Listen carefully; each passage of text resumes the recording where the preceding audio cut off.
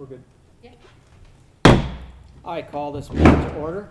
Confirmation of the agenda that the Council of the Township of North Huron hereby accepts the agenda for November 2nd, 2020 council meeting as presented. Do I have a mover?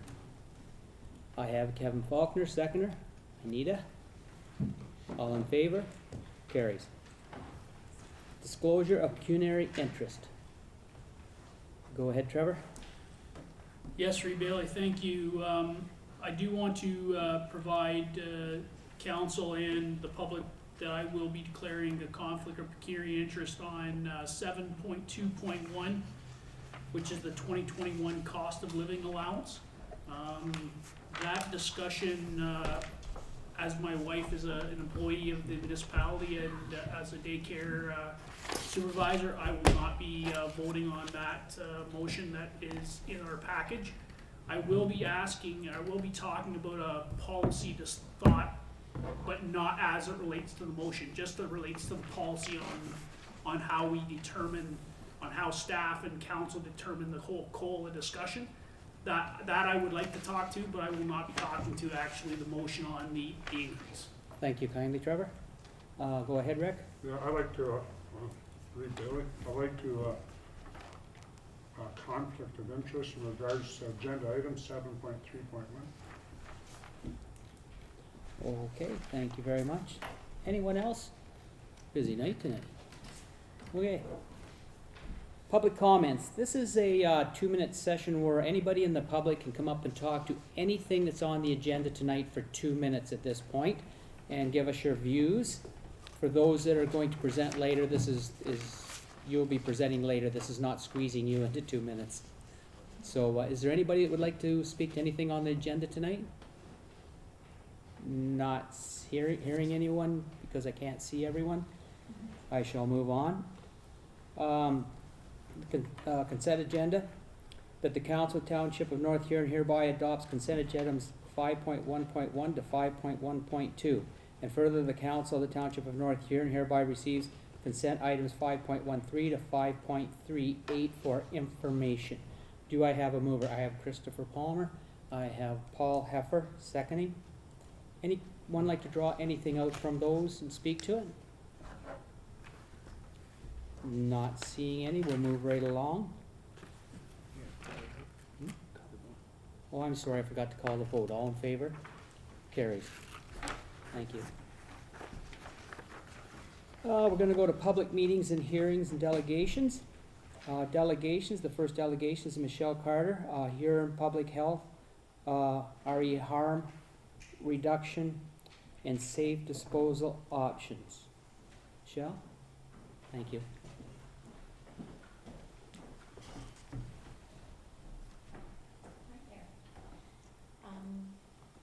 This is where you'd like me to present from? Yes. Okay. Can all of council hear her? Can you hear me? Yeah. Okay. Is So this on? Yes. Okay. Kevin, Very if you good. just want. A little bit closer to me. Okay, I can do that. I just wondered if you could see the presentation as well. Okay.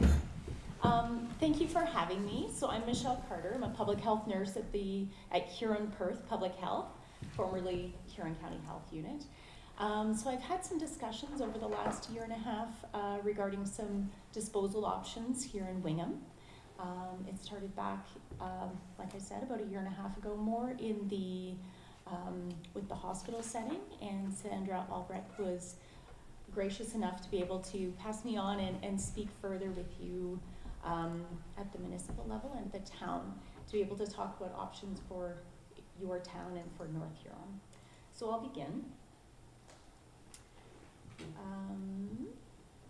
Sorry about that.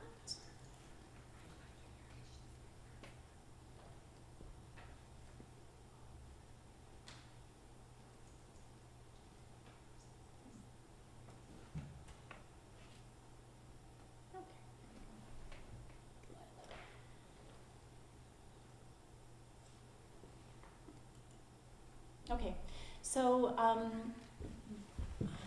slightly miscentered there, but it is important to talk about what harm reduction is. And so harm reduction strategies surrounding drug use recognize that abstaining from drugs isn't realistic or even desirable for someone. So strategies are community-based, user-driven, non-judgmental, and address systems that isolate and marginalize individuals. So part of the program that I work in is the harm reduction program and the drug strategy for across Huron and Perth counties. It is important to recognize that addiction, so primarily it is trauma related and undiagnosed and untreated mental health processes. Substance misuse is not just related to illicit drug use, and it can be related to prescribed narcotics and how they may be misused or taken not as directed. At times they are sold also, and that's a large contributor to the opioid drug crisis that has happened. So here in Perth Public Health, so activities that we are doing locally related to the harm reduction program is improving access to services providing sterile and single-use supplies, and that includes syringes and other supplies related. We educate individuals about safer drug practices to reduce risky behavior, and educating frontline service providers. That has been a bulk of the work that we've been doing over the past 4 years as well, in relation to educating frontline service providers about why we would provide a harm reduction program. So a big piece of this as well, and why it sits with public health, is about preventing transmission of bloodborne viruses and pathogens between individuals. Though it's unintended, but that can happen. And so the cost related to harm reduction strategies, in fact, are large cost savings and life preserving. If you think about how much it would cost if someone were to contract a chronic disease, and what that would cost the healthcare system as well. Reducing the risk of an overdose through distribution of prevention kits. So that's the naloxone education and distribution piece. So that's been ongoing for the last 3 to 4 years as well. In addition, the multi-sector drug strategy table, and we have joined Huron and Perth tables in the last year since the health units have amalgamated. And in addition, supporting community safety and well-being plans as they're being created by municipalities. So though we're not a partner at the table as a direct contributor, the health unit has statistics and other resources to be able to support these plans. So that has been offered out for the assistance of the creators of the plans. So I just had a screenshot there of our website, so easy to access, and I just wanted to give you a quick snapshot of what it looks like if you were to go on to the HPPH, so it's huronperthpublichealth.ca, and just to be able to look to see about needle exchange and naloxone supplies, so it's there.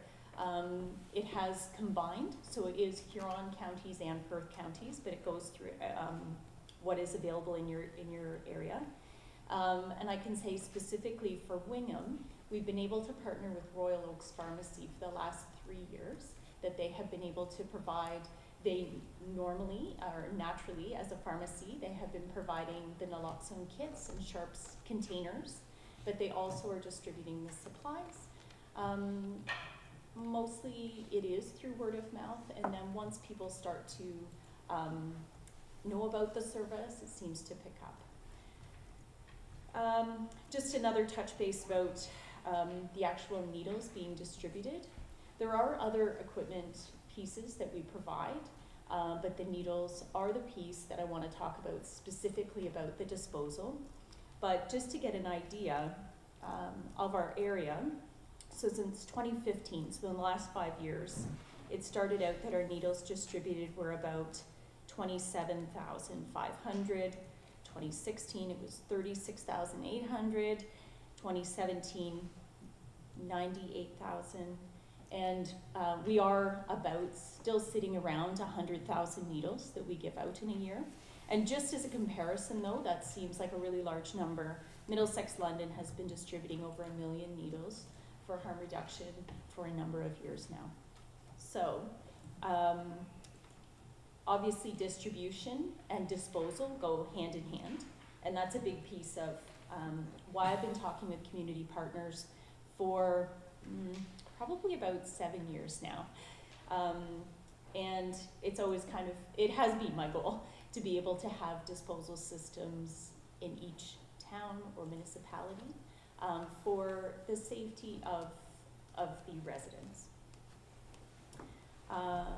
So options for safe disposal, again, quick snapshot from our website, and it has all of the disposal sites in Huron and Perth County.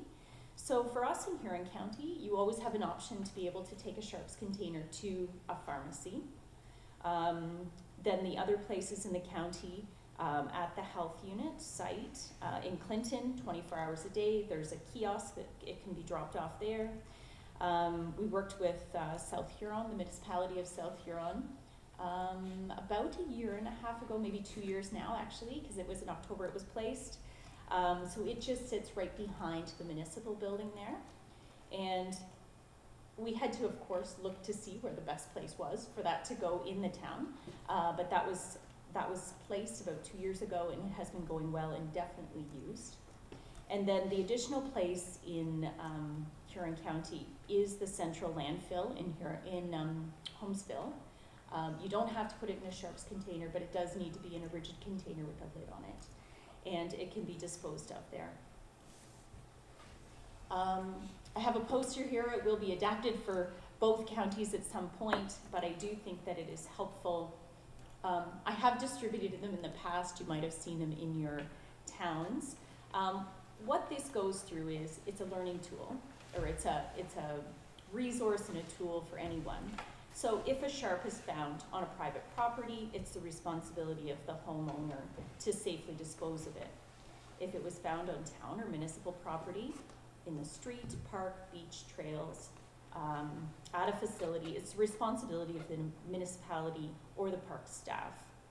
On our website, the health unit website, or if someone were to call, they can be directed as to how to safely dispose of something. But this tool, we will adapt it again and redistribute. It has been very helpful to reduce, this is another piece, it actually was to help reduce the amount of calls that policing, they were getting called to go pick up syringes as well. And so this was about empowering, the community to be able to dispose of things safely as well. And we all play our part. So for safe disposal, these are some photos of, to the far left, those are the kiosks that we have at the health unit. Again, it is lit over top, 24 hours a day. Someone can come in and drop off. It doesn't even have to be in a Sharps container. There are bins in there. Then the second one in the middle is actually a smaller tamper-proof unit that we started using those over the last 2 to 3 years. It was very impactful, actually. I worked with the town of Goderich in the last year and a half. Seem to have lost track of time since COVID, really. Goderich, we actually had placed a large number of these throughout the town. And a piece of this was that the kiosk itself, it couldn't be decided upon where to place it. There was not consensus just yet about where to put it.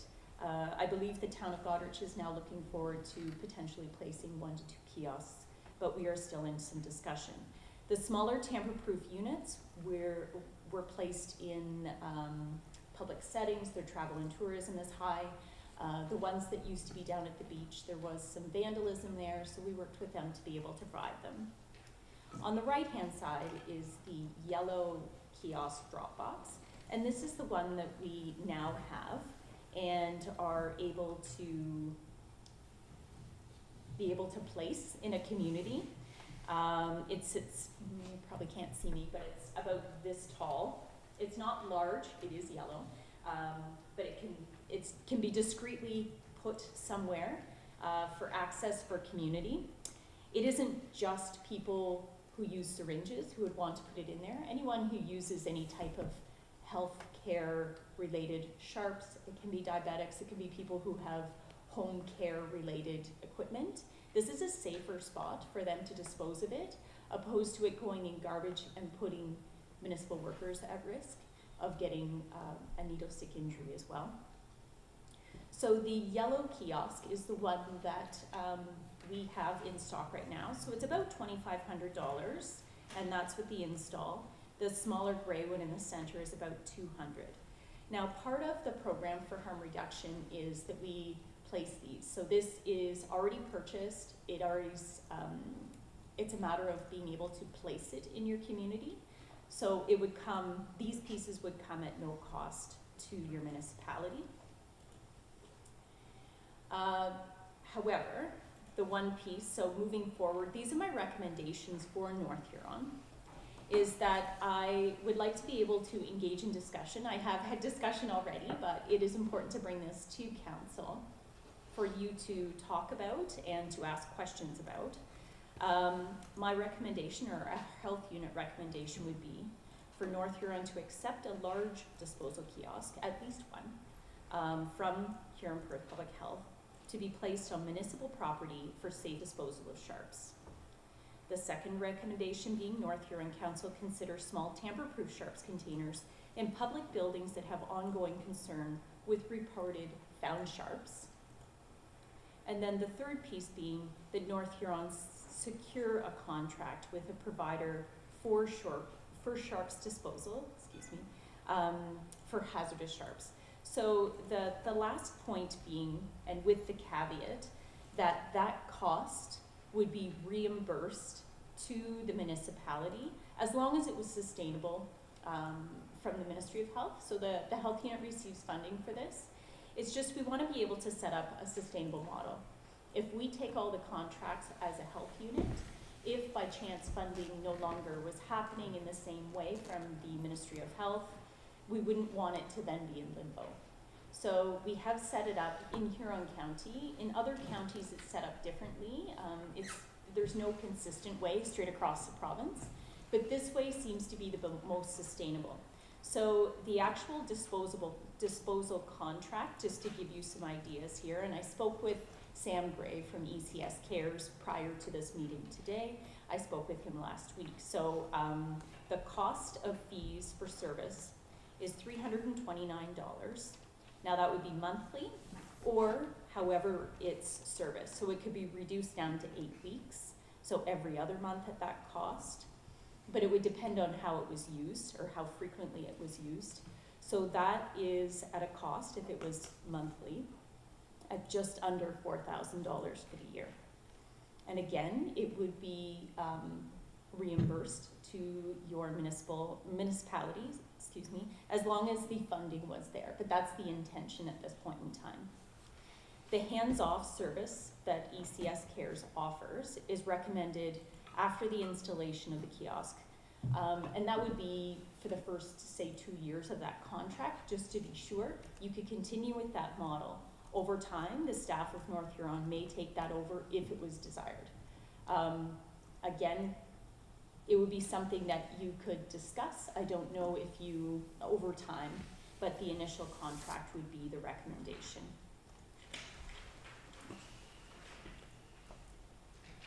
Thank you, Michelle. Okay. So, are there any questions at this time? I'm going to open it up to council. Any questions for Michelle? Michelle, I've got one for you. Oh, sorry, go ahead, Trevor. Yes, Michelle. As it relates to these kiosks, how are the kiosks portrayed so that only sharp stuff go in it? So Okay. I'm concerned in the sense that, like every other kiosk, in every other drop place that we have in the municipality, garbage being one of them, that people will take advantage in the sense they'll just drop whatever the heck they want in that kiosk. And then my concern is those costs that relates to disposal don't become $4,000, they now become $7,000 because of all the garbage and other stuff they have to deal with. So how is that dealt with in other municipalities? So that is a really good question. I haven't heard of any other community that's actually had that trouble. We have monitored, and there are some health units that do some surveillance with other health units straight across the province about cost, who they use, that type of thing. So we've kept a close eye on this over the last, well, it's been since 2006 that there's been a harm reduction program in Ontario. It hasn't been something primarily like that was largely voiced. There isn't really any guarantee that it wouldn't happen. However, it will be placed somewhere that's discreet, that's still lit for the most part. And there have been other questions that people have said that they had a concern, well, if we put this somewhere, then people who use drugs are gonna hang out there. Believe me, no one wants to hang out there. They do whatever they have to do and they leave there. So that has been mostly the experience. The best practice is to place the kiosk where you're finding the sharps. And that's what Middlesex London has done. So in the City of London, they GPS tracked, placed anywhere that they were finding large amounts of needles, and they just started placing kiosks there. That was the rationale. It also reduces some of the argument. Perhaps if there was people who live nearby and they say, I don't want this kiosk placed near my house, well, they don't want sharps near their house either. So it actually reduces that argument. Go ahead, Kevin. Thank you, Reed. Michelle, Yes. maybe I just need some clarification on it. Sure. If the health unit gets the funding for the contract for the disposal, monthly disposal, why is it that the municipality is required to enter into a contract? If it just seems to be, we would be the middleman. If the organization already has the kiosks and already has a contract for the disposal, why municipalities would have to be involved in that as well, other than if that funding doesn't come in, then the municipality would be the recipient of that bill. I'm just wondering why we would add staff time and add another contract when you guys already have that in place. Well, so we don't. We don't have that in place. So it is individual wherever these kiosks get placed. So we receive funding for the entire program. So it isn't just for disposal. It is for staff time, for the equipment, just certain pieces of the equipment. The other pieces of the equipment is also funded as well. For the distribution of it, all of that, it's the large total of money when I say funding. So each kiosk would have an individual contract, like for a specific area. So we can take the contract, and I also know that the funding model for the health unit changes next year as well. So that's why we are looking at that as well. It is just a way to keep things clean, and we can clean or less confusing, I should say, if there is just straightforward an attachment, a contract to a region. I don't know if that makes more sense. Am I making it clear yet? No. Well, I just thought it was being a middleman, if we had to pay the bill and then send the bill to the ministry to get reimbursed. You don't have to send it to the ministry. It would be the health unit. So it would just be the health unit would then just reimburse. That isn't set in stone yet. Since we have amalgamated with Perth and since the funding formula will change next year as well, I think that could be discussed further. It's just, I wanted to bring it forward that it wouldn't come at a cost to your municipality at this time. Councillor Palmer. Yeah, through you, Rafe. Michelle, I guess I'm fairly naive about how great this issue is in our community. Can you let us know how many units or supply units you pass out here? Just give us an idea. Like, we know there's a drug issue going on. we don't know to what extent. Like I'm a farmer, I'm well aware sharps are not a good thing. Mhm. So I can certainly see the importance of having a disposal for them, but to what extent is the issue? So substance use straight across Huron County is a concern. In your region of North Huron and North Perth, because people do kind of mingle back and forth, it is a concern for sure. So for people of Huron and Perth, Huron specifically, and drug experts have said this for a while, so methamphetamine is a concern. So meth is one of the most commonly used substances. Opioids are another. So whether they are a pill format and they're crushed, or whether it's fentanyl that is used, whether it's smoked or injected, it is definitely a concern of Huron County.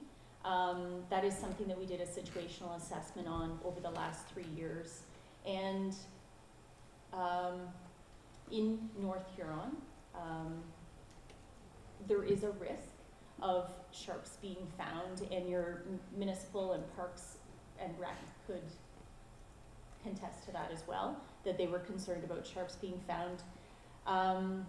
Even if it wasn't syringes, the metal pipes being used for the inhalation of meth, that's another piece that you would want to make sure it was disposed of safely as well.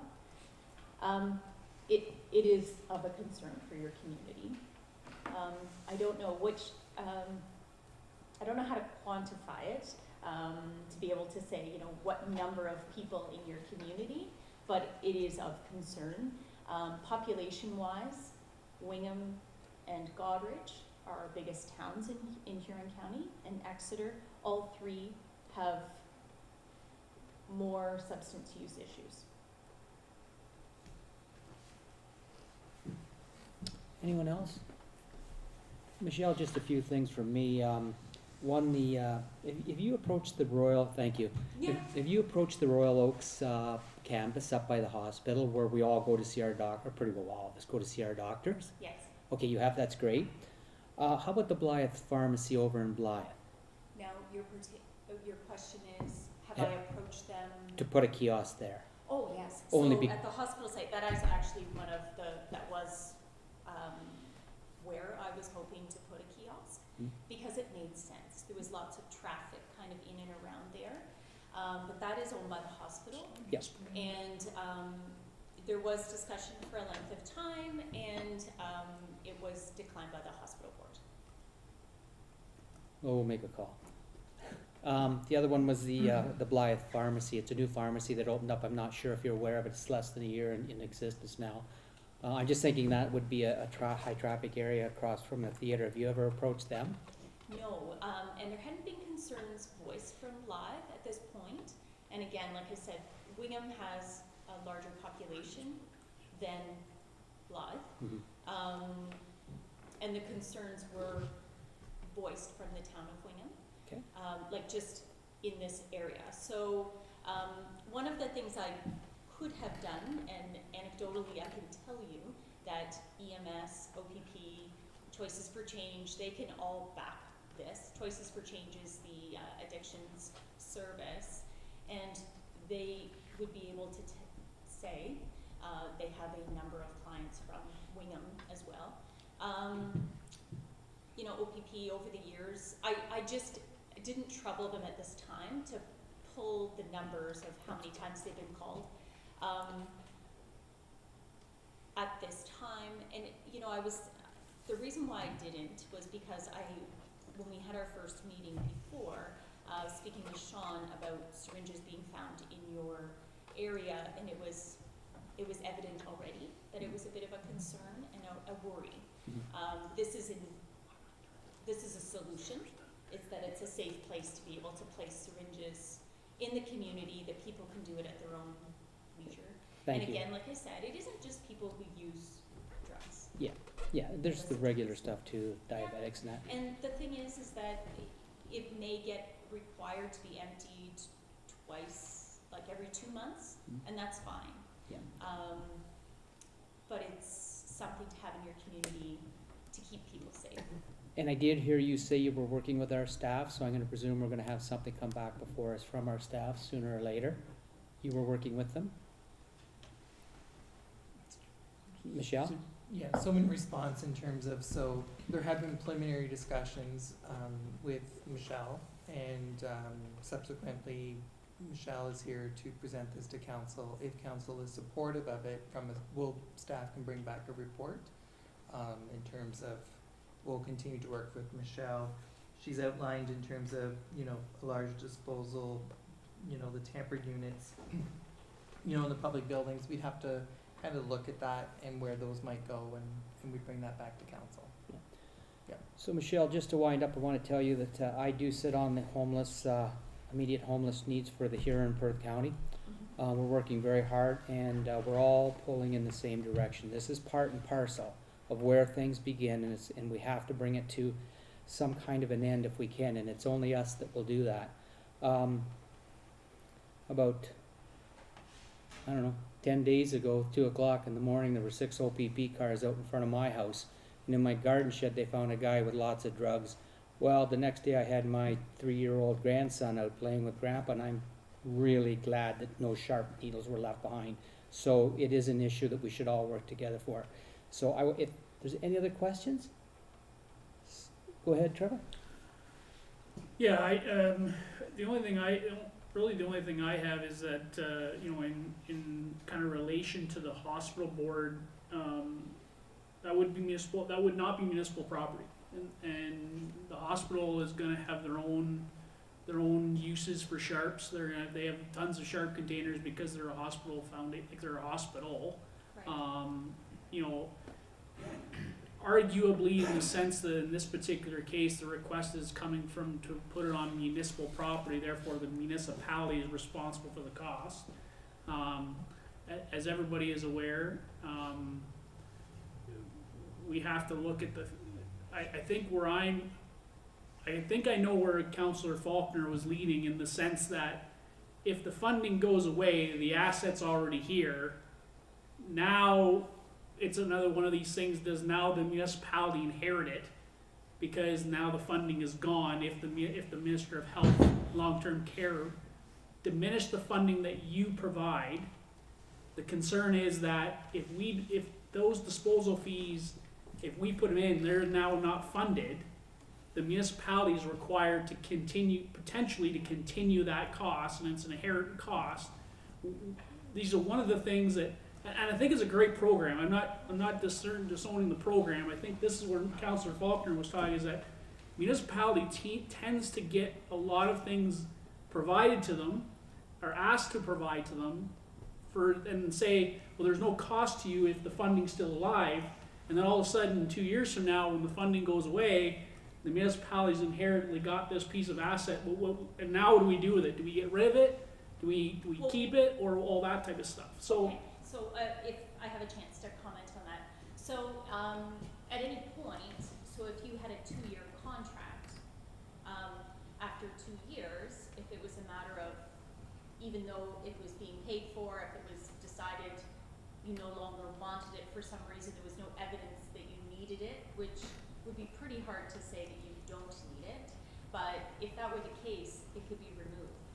It isn't one of those that it needs to stay forever and ever in your community. It could be placed in another community that would want it. Yeah, so Reeve, I guess I'm gonna go with, I would like, because I don't see a recommended motion here at this point. I'd like to provide a motion to staff to bring back a report. I'm highly recommend in favor of this program. I just would like to see more, details and grunt work as it relates to what the staff have relating to location, information, all those types of things come back to council in a report, so that council can make a motion on the project and on how I see it. I'm in support of what I see. Those were some questions that I had. Thank you, Trevor. I have a motion on the floor. Do I have a seconder? Question, Paul? Yes, I have a question. I'm sorry, I missed which You said you had some with Not yet. vandalism happen to it, which of the three were they? Oh, not these ones at all, actually. Oh, The ones that okay. have been placed a number of years ago down at the beach in Goderich, so in the change rooms. And they were one of the early adopters, Oh. so they've had theirs Thank you. in there probably 7 years. However, in the last 2 years, then they started to get vandalized. So we replaced them with the center one. So it's about this big, it's metal. Yeah, it's a tamper-proof unit. Thank you. And so those, even if you didn't want one in the community, the larger one, I would still recommend the smaller ones in in public places that they would be used. However, with these ones, there isn't a contract. It would be your staff who would empty them. They just have a small sharps container, and they would be disposed of. Thank you, That Michelle. I would recommend, for any sharps disposal, I would recommend education on that piece, which we can also provide. And that's the other part, is being able to help support policy development on this too. That is a source the health unit helps to support and bring together for municipalities and towns to be able to, help train. I did some training, this past spring, with 60 Goderich employees. Your students and new staff are at highest risk for injury, so it's important that they receive training as well. Thank you, Michelle. Paul, he's seconding, and Rick, you had a question? Yeah, through you, Reed Bailey. Michelle, when they empty these here containers, is there any kind of report coming back as to what was found or not found? I'm sorry, I didn't Or was it catch the end empty? of the question. Is there a report that comes back to you when they empty the container, so you know how many were there and probable usage? So it is, the report actually would come back to you, at whoever holds the contract, it would come back, and it's based on weight. So then there's an estimate, there's a rough estimate that we would guess weight and how much was in it. Often it isn't just needles, it can be cookers, tourniquets, packaging, that kind of thing. Those things don't weigh a lot, but the needles have a certain weight. It's an estimate. And like I said, the other experience that we've had thus far is with South Huron, and it has been quite useful, and it is regularly used. Thank you. Go ahead, Kevin. Oh, thank you. Through you, Reed, this question for staff. Currently, there are sharp disposals in the washrooms, is there none downstairs in the hall here? And at the arena? In the bathrooms? Would you have an answer for that, Vicky? Are you out there tonight? I am here, your worship. Thank you. And I do not believe there is at the arenas, no. And I don't believe there are any in town hall either. Okay. All right. With all that, Michelle, just before I call the motion, I'm gonna let you know that I know a guy that raised $1 million for that canvas up there, so he's gonna make a phone call. I won't promise much, but I will make the phone call. I call the vote. All in favor? Carries. Thank you.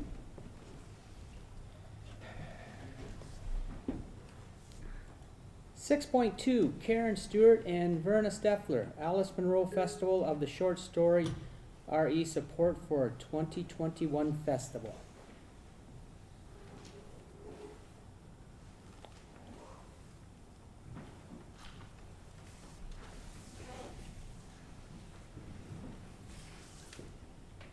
Okay, good evening, Reeve Bailey, council members, staff, media, Kevin. and guests. We're here representing the Alice Monroe Festival of the Short Story with great hopes that pandemic protocols will permit us to host live events in the township again in June 2021. I'm Karen Stewart, and my lovely partner in crime and fun development is Verna Steffler. I volunteer extraordinaire. I don't think anybody really needs an introduction to Verna because she's a very busy volunteer in the community, but so like several other festivals and events planned for this spring and summer, the live events for the 2020 Alice Monroe Festival of the Short Story had to be cancelled to support the public health protocols put in place to slow the spread of COVID-19. However, the short story contest did go ahead with 164 adult and 89 youth writers competing for cash prizes and recognition of their writing abilities. The celebrity judge was one of Canada's best known and celebrated authors, Jane Urquhart, while Heather Smith, an award-winning author of the young adult novels Ebb and Flow and The Agony of Bun O'Keefe, was the 2020 guest judge for the youth category of the short story contest. Prizes were awarded during a Facebook Live event on Saturday, June 7th. The winning stories were posted online at our website, which is alicemunrofestival.com. We had a great lineup of 12 Canadian authors confirmed for the 2020 festival, including Ken Littillers, Guy Vanderhaeghe, and David Adams Richards. It was so disappointing that we didn't have the chance to share all the remarkable books and writers with Huron County audiences. However, we were able to create an online storytelling series over 4 weeks last summer, which featured impressive new voices in Canadian literature, including Alex Pugsley, Maria Riva, Zuvanka Tamagavangsa, Asai Giller Award winner David Bergen. And despite being cancelled, we reached a lot of people online. 2,373 video views, and there's a new way that Facebook calculates all this, which I won't go into, but that was good. 2,372 views, including some in each month following the Facebook Live events in June and July. Each of the author readings reached between 516 and 649 unique viewers. The Alice Munro Festival for Kids was to take place again on Friday, June 5th, with 6 children's authors doing in-school readings and presentations in elementary and secondary schools in the county. It had to be cancelled as the children were not in class due to the pandemic.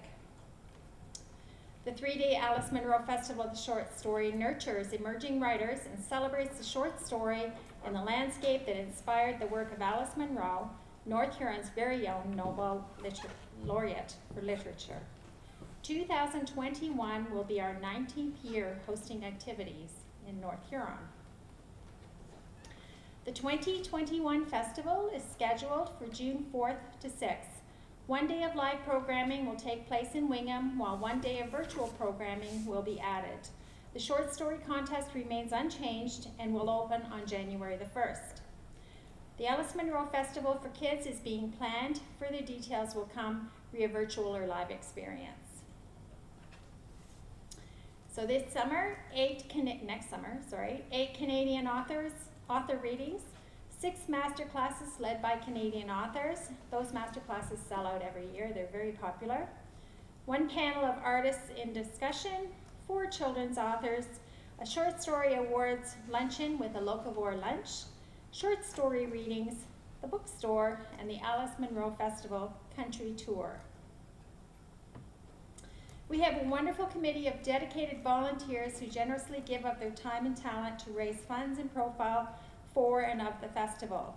Coordinate event volunteers, host authors and special guests, and work behind the scenes to create a wonderful experience for those attending the festival. Our committee is fortunate to have leadership from Huron County's Cultural Development Officer Rick Sickinger and Alan Whalen, Huron County Library's Programming and Community Engagement Coordinator, who both bring expertise and their passion for literature to the work of our committee.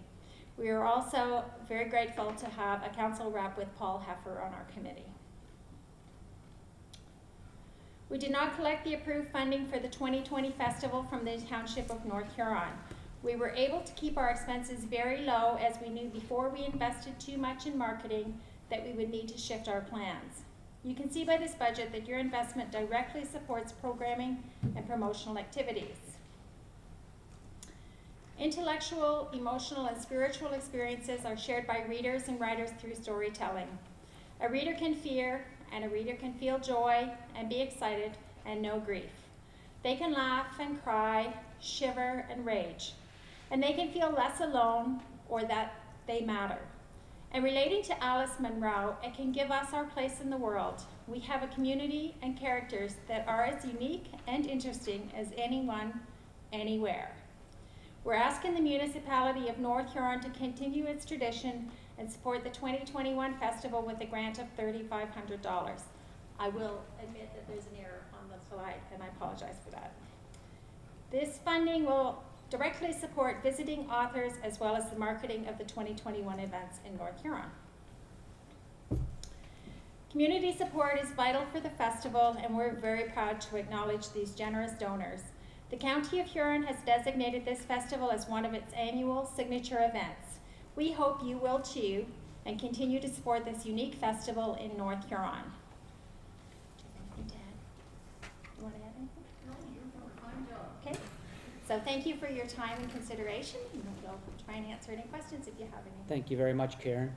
Paul, did you want to speak to that at all as a member of the board? Is there anything you would like to toss out there too? Not really, except they're happy with some of the virtual numbers. Numbers went high, and it's, I guess, maybe a bit of a convenience thing. And so they're going with just one in Wingham and then the virtual, as Karen alluded to. Okay, thank you. Questions or comments from council? Go ahead, Trevor. Yes, thank you, Reeve.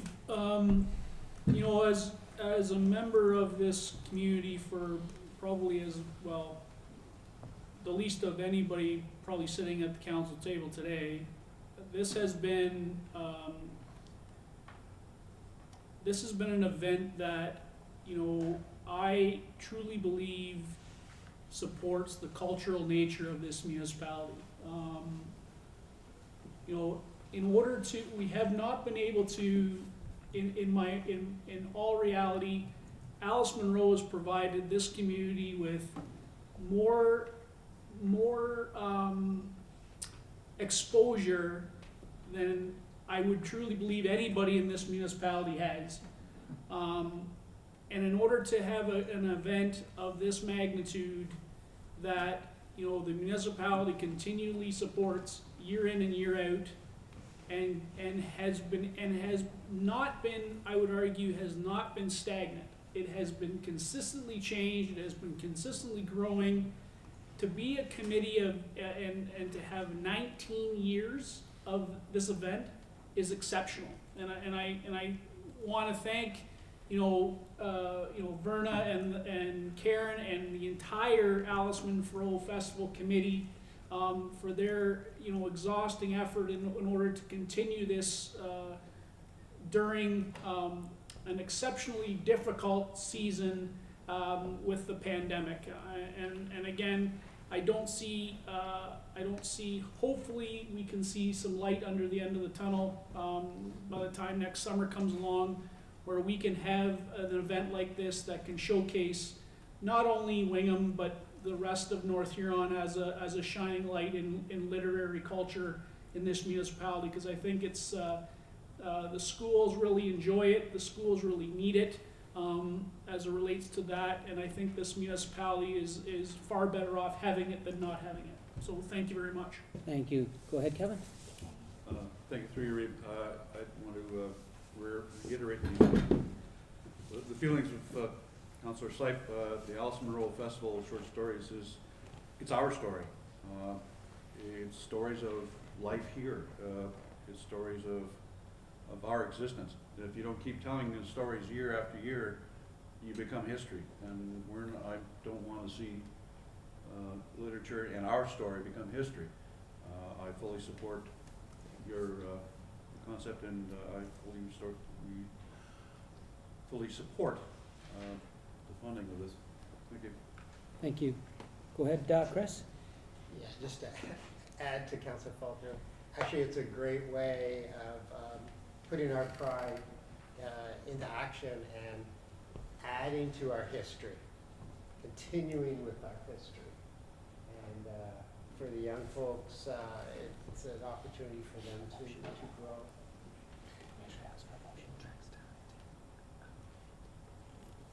So, anyone else? Could I get a motion to go ahead, Trevor? I was Go ahead. trying to get your attention there, Reeve. Go ahead. Yeah, I'd just like to make the motion to have this proposal go to the 2021 budget deliberations. Again, I don't think there's gonna be any issue with it at all, but I think we're gonna be discussing everything with regards to the 2021 budget, so I think it should be just best to go there and deliberate it at one time there. Thank you very kindly. Do I have a seconder? I have Rick seconding. Last chance for comments. Seeing none, I call the motion. All in favor, carries. Thank you, girls. Thanks for coming out. I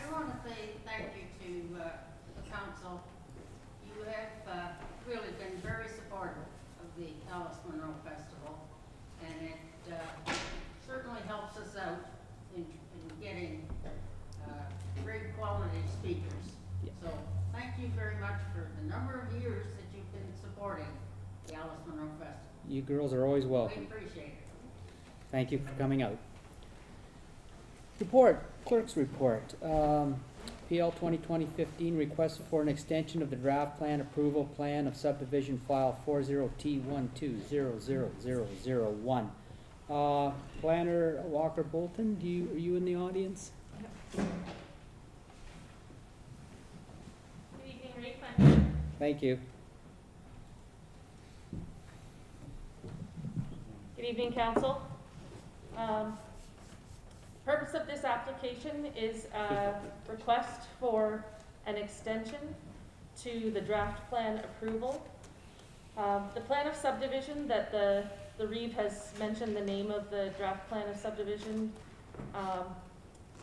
This plan of subdivision was first given draft plan approval by the County of Huron on July 2nd, 2014. In 2017, the developer at the time, A2A Development Inc., requested an extension to the draft plan approval, which was granted by the county for a 2-year extension, with the addition of a condition that phase 1 of the subdivision be registered within the extension period. In June of 2019, a further extension was granted for a 6-month period. In January of 2020, a further extension of 1 year was granted. And now the applicant is requesting a further extension of the draft plan approval, which lapses January 2nd, 2021. The applicant is asking for a 1-year extension. In a report that is before council, the options are laid out for council to either support the extension or to deny the extension. And should council support the extension, the recommendation is to extend it for a period of 6 months. This report that's coming to North Huron is for comments only. The final approval of the extension would be heard by County Council. Huron County Council is the decision-making authority on the draft extension. At this time, council for the county is reviewing information that has been submitted by the representative to verify that the representative has authorization to act on behalf of the owners. And that still hasn't been verified, but they're working on that. And once that verification is made, the county will process the application. But in the meantime, we would like some direction from the Township of North Huron on whether the township feels it's valuable to make this extension. Thank you, Monica. I'm gonna speak to this first, then I'm gonna throw it out to the council. This started when I was on council many, many years ago. This has been a long haul. But you have to understand that there are people on the other side of the world that have put literally millions of dollars into this. And for one reason or another, it's not turning out. The last 6 months, and I could be corrected, maybe 8 months, working with the staff, we have a situation where we're not really sure who has the legal right to speak for these. We've had 3 different entities come forward and claim they do. My first thought, to be very honest with everybody, was I've had enough. Imagine that, Bernie's had enough. That 8 years is too much, and it's never going to change. But we're in a situation where that money has all been spent. And it does have, I forget the proper terminology for the service plan. It's worth $500,000. If we turn this down, that $500,000 goes to nothing. It's not worth it. They got to start right from scratch. So do we make that choice? Or do we say if we give them 6 months, surely the legal team at the county can come up with who really does or does not have the right to speak for them? Maybe there is somebody. And if we did that, then we would keep the $500,000 worth of work that has been done, and we can move forward with it. If we say no and just say we've had enough, that all disappears. It's farmland again. I'm going to recommend from the Reeves chair that we give them the 6-month extension on the premise that we're going to find out who legally owns it. I'm not interested in speaking to 3 different people, or I don't want my staff wasting any more time until we know who legally owns this. That's the time they can waste as far as I'm concerned. So that's my personal opinion from the Reeves chair. I'm gonna throw it out there. Go ahead, Kevin. Thank you, Reed. Money doesn't wait for anybody, in my opinion. The investors, if they could have, they would have, in my opinion, over the years of their options as far as the committal of the property and what they wanted to do with it. The discourteous way that that I watched as their first year of council, of not being able to get phone calls returned, even though their leadership was in some kind of a sort of disarray at the time, and they still had the ownership, even though they didn't know what to do with their the people that they chose to put in control of the asset in this country. They still had the option as owners, they still had the ownership as owners to do what they would like with it. I do understand that they are possibly at a loss for their investment, as you said, that they starting from scratch. But I think that their process that they're going through to find out actually amongst themselves what to do with it, they can't come to an agreement, much less give us any answers as to who really owns it. And we've looked kind of silly a couple of times, putting our eggs into a basket that someone said they had the go-ahead and failed. Didn't put us in a great light of not knowing exactly what was going on with that, and finding out that we were no longer going forward with it. It is quite a loss, but it's out of our hands right now. We can't do anything as long as the ownership hasn't come forward and said that, yeah, yes, this is what we're going to do. We've had different fractions come back and say, yeah, this is what we want to do, but I don't think it's in our hands. We don't own it. So, whether we say we go ahead for it and give them another 6 months, I'm not in favor of that. So council, you have two very good arguments there, and they both have their merits. So Chris, can you? I'll sandwich this a little bit. I wonder, this group of investors, they've got investment land all around the world, I guess, and are they faltering on all of them, or are they pursuing some and not others? It makes you wonder. They're professionals, they have to be. They're professionals handling the money, that has to be. But anyways, I can't help but wonder, they spent a lot of money, they've invested a lot up here, and are they just waiting it out for land values to go up so they can recoup? That's what I would do. And our councils have not foolishly, have just wishfully, yeah, okay, we'll extend. Okay, having said that, I do feel, I've thought about this an awful lot, and I'm with you, Reeve.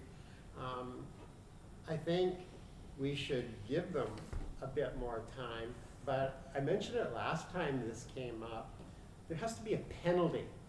They have to put up a bond or something, because right now it hasn't cost them anything to us other than what they've had to get reviewed and what have you. But anyways, why not have a penalty?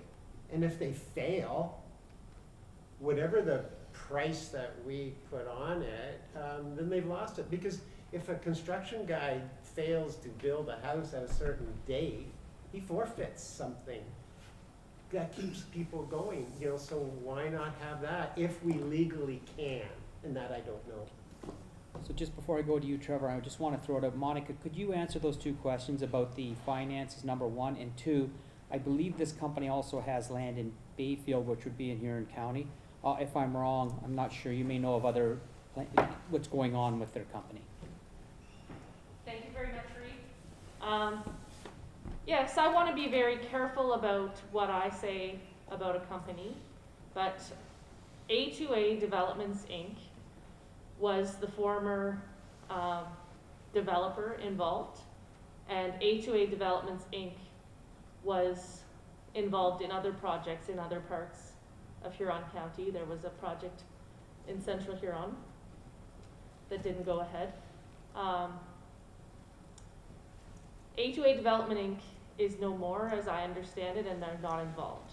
So the group that brought the investors, the owners together, is no longer leading the charge.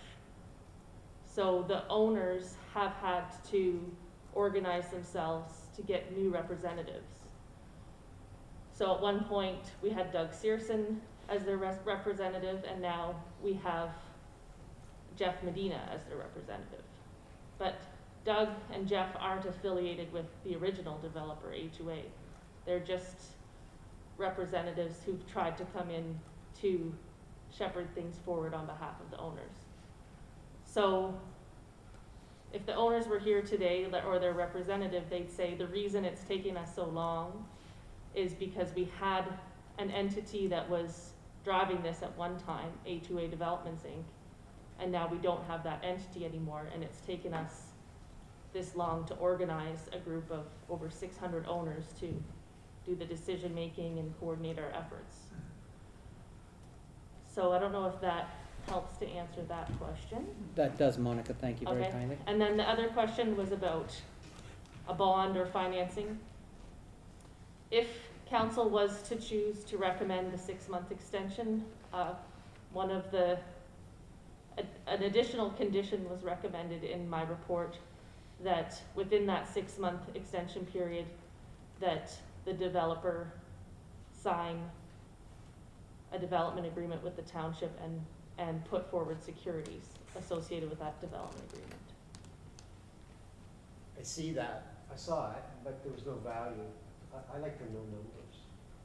Well, they have to negotiate exactly how they would go about doing the engineering and all the works associated with putting that development together. So I think at this time we don't have that figure, but it's So we're on the same page. it's in the hundreds of thousands to the millions of dollars. Okay. Go ahead, Trevor. So yeah, as comment to Councillor Palmer's about a bond or some penalty. The penalty is if we don't extend, they lose the value of what they've put into it as it relates to all the engineering, all that extra $500,000, as Reed Bailey had mentioned, whether that's the number or not. That's the value that they have to lose, because if they have to do, if they don't, then that value goes right back, and they have to start all over those again. I guess my question is, and Monica brought this back last time, and it's been resonating in my head, so I want to ask the question, Monica, about all these surveys and archaeological stuff and all that stuff that has been done. At what point does the planning department of Huron County say, you've pushed this far enough, we're not going to take all those results to those planning and say, you can't use those anymore, those are invalid, you have to redo them anyways. At what point does that become a planning discussion that Huron County may say, we're not going to allow you to continue to push this through because of that planning discussion? Okay, thank you for the question through you, Mr. Reed. As far as Huron County Planning and Development is concerned, I explained at the previous meeting that question that the Deputy Reed is asking is really touching on the value add that planning brings to the picture, which is this an appropriate development? Is a residential subdivision the right development for this part of Wingham? We think that it is. Is the subdivision itself designed well with a good street layout, with appropriate lot sizes, with a good mix of low density residential, medium density residential, high density residential? Is there a capability to provide the stormwater management, the parks, the sidewalks, all those things? are what went into deciding to recommend in favor of the draft plan approval back when it was approved in 2014. The question that the Deputy Reeve is asking is, at what point do the studies and the work that went into supporting that decision to approve the draft plan become so out of date that it no longer makes sense to make the draft plan extension? And that's a tricky question to answer, because if it were just based on that question, I think that we would have a lot less of a complicated problem before us. I think that traffic hasn't changed much, the environmental conditions haven't changed much, the demand for housing has increased rather than decreased. So all of the things that went into making that decision to approve that draft plan are probably more or less the same, if not more in demand. So I don't think the question really hinges on a planning question. It hinges on a trust question of whether there's a developer in place that is capable of moving this project forward. And I don't have the answer to that question. And we can extend it 6 months and try to find the answer to that question is one option, or we can stop making extensions is another option. Go ahead, Kevin. Do you have, mentioned the current management structure for the investors is through a Jeff Medina? Yes. Do you have any background as to where or who this and why he wasn't able to come to So present on their behalf? Jeff is in Malaysia, and I have spoken to him over Zoom before, and he's representing owners from Malaysia and Asia who are the owners of the development, and his goal is to make this application on behalf of the owners to get the extension, and then hire a consultant that's capable of doing work in the local area. So they have no representative in North America? Not through Jeff, no. Any other questions, comments, concerns? Go ahead, Paul. Through you, Reeve, I noticed that each time they're given a timeline, that nothing seems to get done till the last short time. Like, I feel 6 months is even too much time, so often I see that it's done the last few weeks, or we saw just the last few hours in one of our last deals, so. My thought is, I'd even cut it down less than 6 months if council goes forward. And you can make that change, because these are just suggestions, Paul.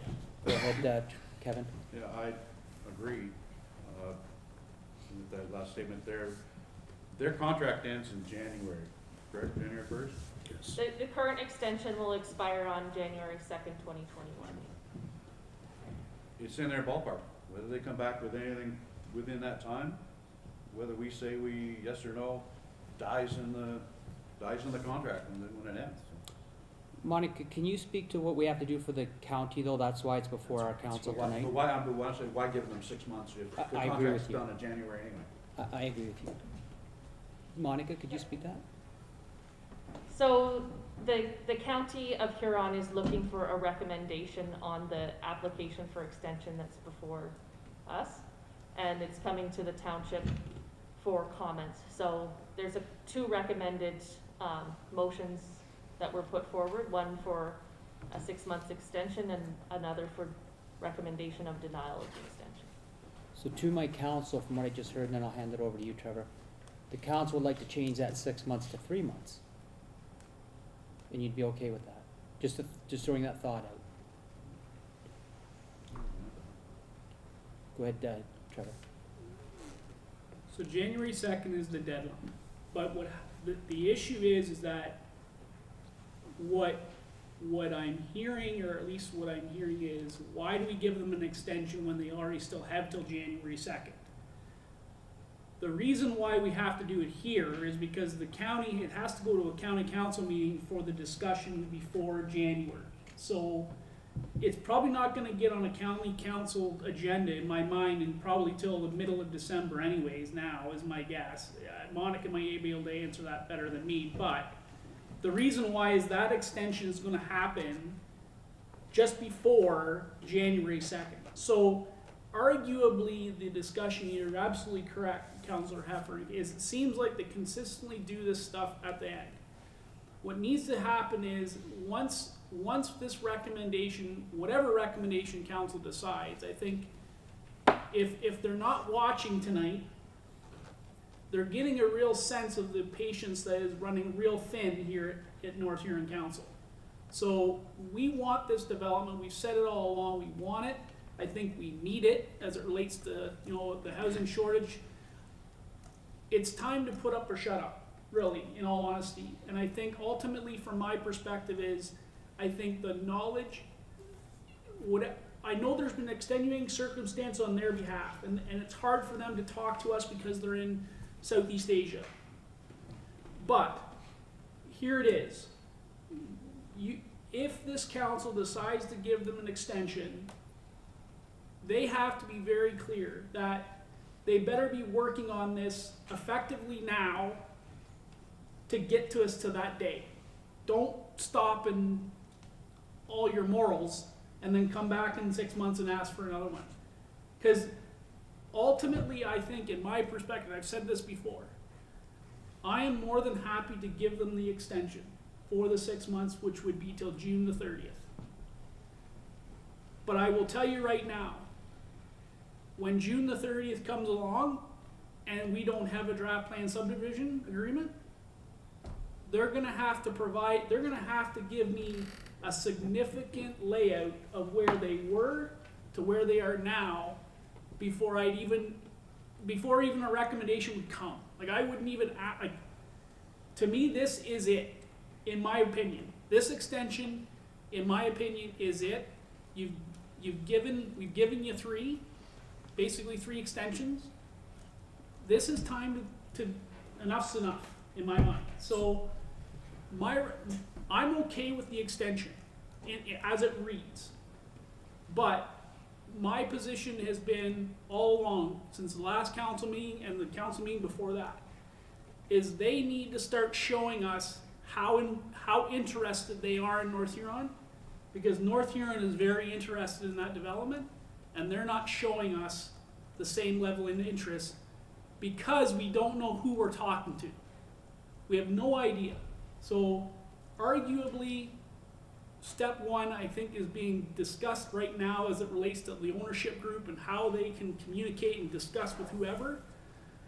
Once that is solidified, you know, if it is Mr. Medina knows from this council that we need some movement, and we need some significant movement between, whether that's hiring a consultant tomorrow or whatever, that's in your court. North Huron, the council in North Huron is not got any money invested in this deal, other than staff resources, which are taking away from other developments in North Huron. So we need to start making those more of a priority and less about this one if we're not going to continue to see movement from this development. Kevin? Through you, Reed. This is the second time someone's come forward to ask for an extension that we've had no idea, we've had no proof that they even had any inklings of proprietorship to this project. It would be very easy for the investment group to give permission for Jeff Medina to be their representative. But he's putting forth and asking for a extension, but hasn't brought any proof any more than the last guy. How can we give an extension to someone we don't know deserves that right? I don't know, unless that comes forward and clears a bell. Yeah. I can't see for us to make the decision. This might as well be, Jane Smith or John Doe on there for, unless the county can provide me the, you know, the credentials, that this guy has the authority to do it. So I'm gonna let Carson speak to that. So through your worship, to kind of answer Council Palmer's comment there, Monica did allude to this earlier, so the legal authority, so our legal counsel and the county's legal counsel are both investigating whether that's sufficient. And the draft motion that we have, related to if council wanted to grant an extension, in there it's provided that legal counsel for the county of Huron and the township of North Huron is satisfied that this individual does have the legal authority. So if you were to recommend, if you were to recommend an extension, it would be contingent on, that recommendation would be contingent on the township and the county's legal counsel saying this is sufficient to prove that they have the ability to act as the legal trustee for the co-owners. Not 6 months down the road, before we have this okayed.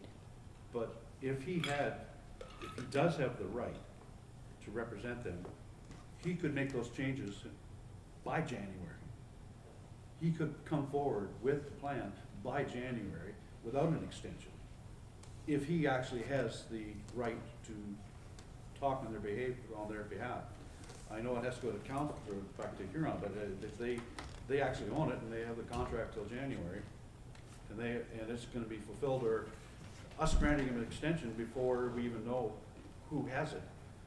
If he does have it, he would have the ability to bring this forward and go forward with it, within the time frame that they have from now till January, to show their support as ownership going forward. Dwayne, did you want to speak to that a bit, or do you think Carson hit it pretty good? In terms of the legal documentation? Yeah. Yeah, in terms of, the legal documentation has been provided. I actually had a Zoom call with Mr. Medina last evening, and he indicated, in terms of, he has requested 1 year. He is aware of the recommendation coming forward with respect to 6 months. He asked me to communicate, and I have, in terms of his 1 year versus his 6 months. Just in terms of, his comment to me last evening was that they're prepared to move forward with the development. This was his comment last evening. And as soon as they get an indication that there's support for an extension, he indicated that they will be moving quickly, and that in terms of their first priority will be the engineering work that's required. And we had a bit of a conversation regarding the subdivision agreement and the securities. And similar to the question that's been asked here, he asked how much the securities would be. And at this point, we don't know what the securities will be, because the securities are based on the engineering, and the engineering work isn't completed yet. There has been some work done on it, but the engineering work has not been completed. Again, and the other comment he made, and Monica's already touched on this, he commented that it's their plan then to retain a planning firm or planning consultant here to move it forward. We did provide him with the names of 10 to 12 planning firms, and just in terms of, because of the magnitude of the scope of the project, he asked if there were some in particular, and there are some that are capable of handling this scale of development versus others. So from that list, I narrowed it down for him to about 5 that I felt had the capability in terms of them moving forward. So, but not to, in terms of supported or not supported, don't interpret my comments in that regard. I'm just relaying to you my conversation with him as of late. So Monica, if the council's permission, Monica, I heard that they are working on engineering. When was the last engineering work done? A year ago, a week ago, 10 years ago? Honestly, I'm not familiar enough with the engineering work that might have been done previously, and I haven't seen any engineering work in the time that I've been providing planning service for North Huron. Gentlemen, any more? Yeah, I'm gonna call the question, which way you wanna go? Who wants to put a motion forward? Trevor? So I will move that the municipality recommend the 6-month, extension, with the additional, so to receive the report, sorry, I can read that out if yeah, Carson, my motion is to accept the 6-month extension. yeah, so through your worship to council, so the motion being recommended by Deputy Reeve Sype is that the council of the Township of North Huron hereby receives the report of the planner dated November 2nd, 2020 regarding the request for extension of draft plan approval for plan of subdivision file 40T 1200001 for information purposes. And further, that council hereby recommend that Huron County Council approve the request by Jeff Medina on behalf of the co-owners for an extension of draft plan approval for plan of subdivision file 40T 1200001 for a period of 6 months, provided that legal counsel for the County of Huron and the Township of North Huron is satisfied that the applicant has the legal authority to act on behalf of the co-owners, and with the conditions set out in the staff report presented by Monica Walker Bolton, planner, at the North Huron, or at the November 2nd, 2020 regular council meeting, and further that council's resolution be forwarded to the County of Huron. I have Mr. Sipes moving. Do I have a seconder? I have Mr. Heffer seconding. Any more last chance for questions, comments? Seeing none, go ahead, Kevin. In that motion there was, it hinged on Jeff Medina's having the authority to do it. Is this giving him 6 months to get that authority, or is this giving him, you have to have that authority before January 3rd? I'll let the clerk Through speak to your that. worship to answer Councillor Falconer's question, so the recommendation, North Huron's recommendation to county council is contingent on that legal authority, right? So the recommendation you're making to county council in regards to this extension request is contingent on that. So if he does not show legal representation before it goes to county, county's gonna turn it down. That's the way I North Huron's understand it. recommendation would be to that. Yeah. Anyone else? Seeing none, I call the motion. All in favor? Carries. Thank you, Reeve, thank you, council. Thank you. 7.1.2,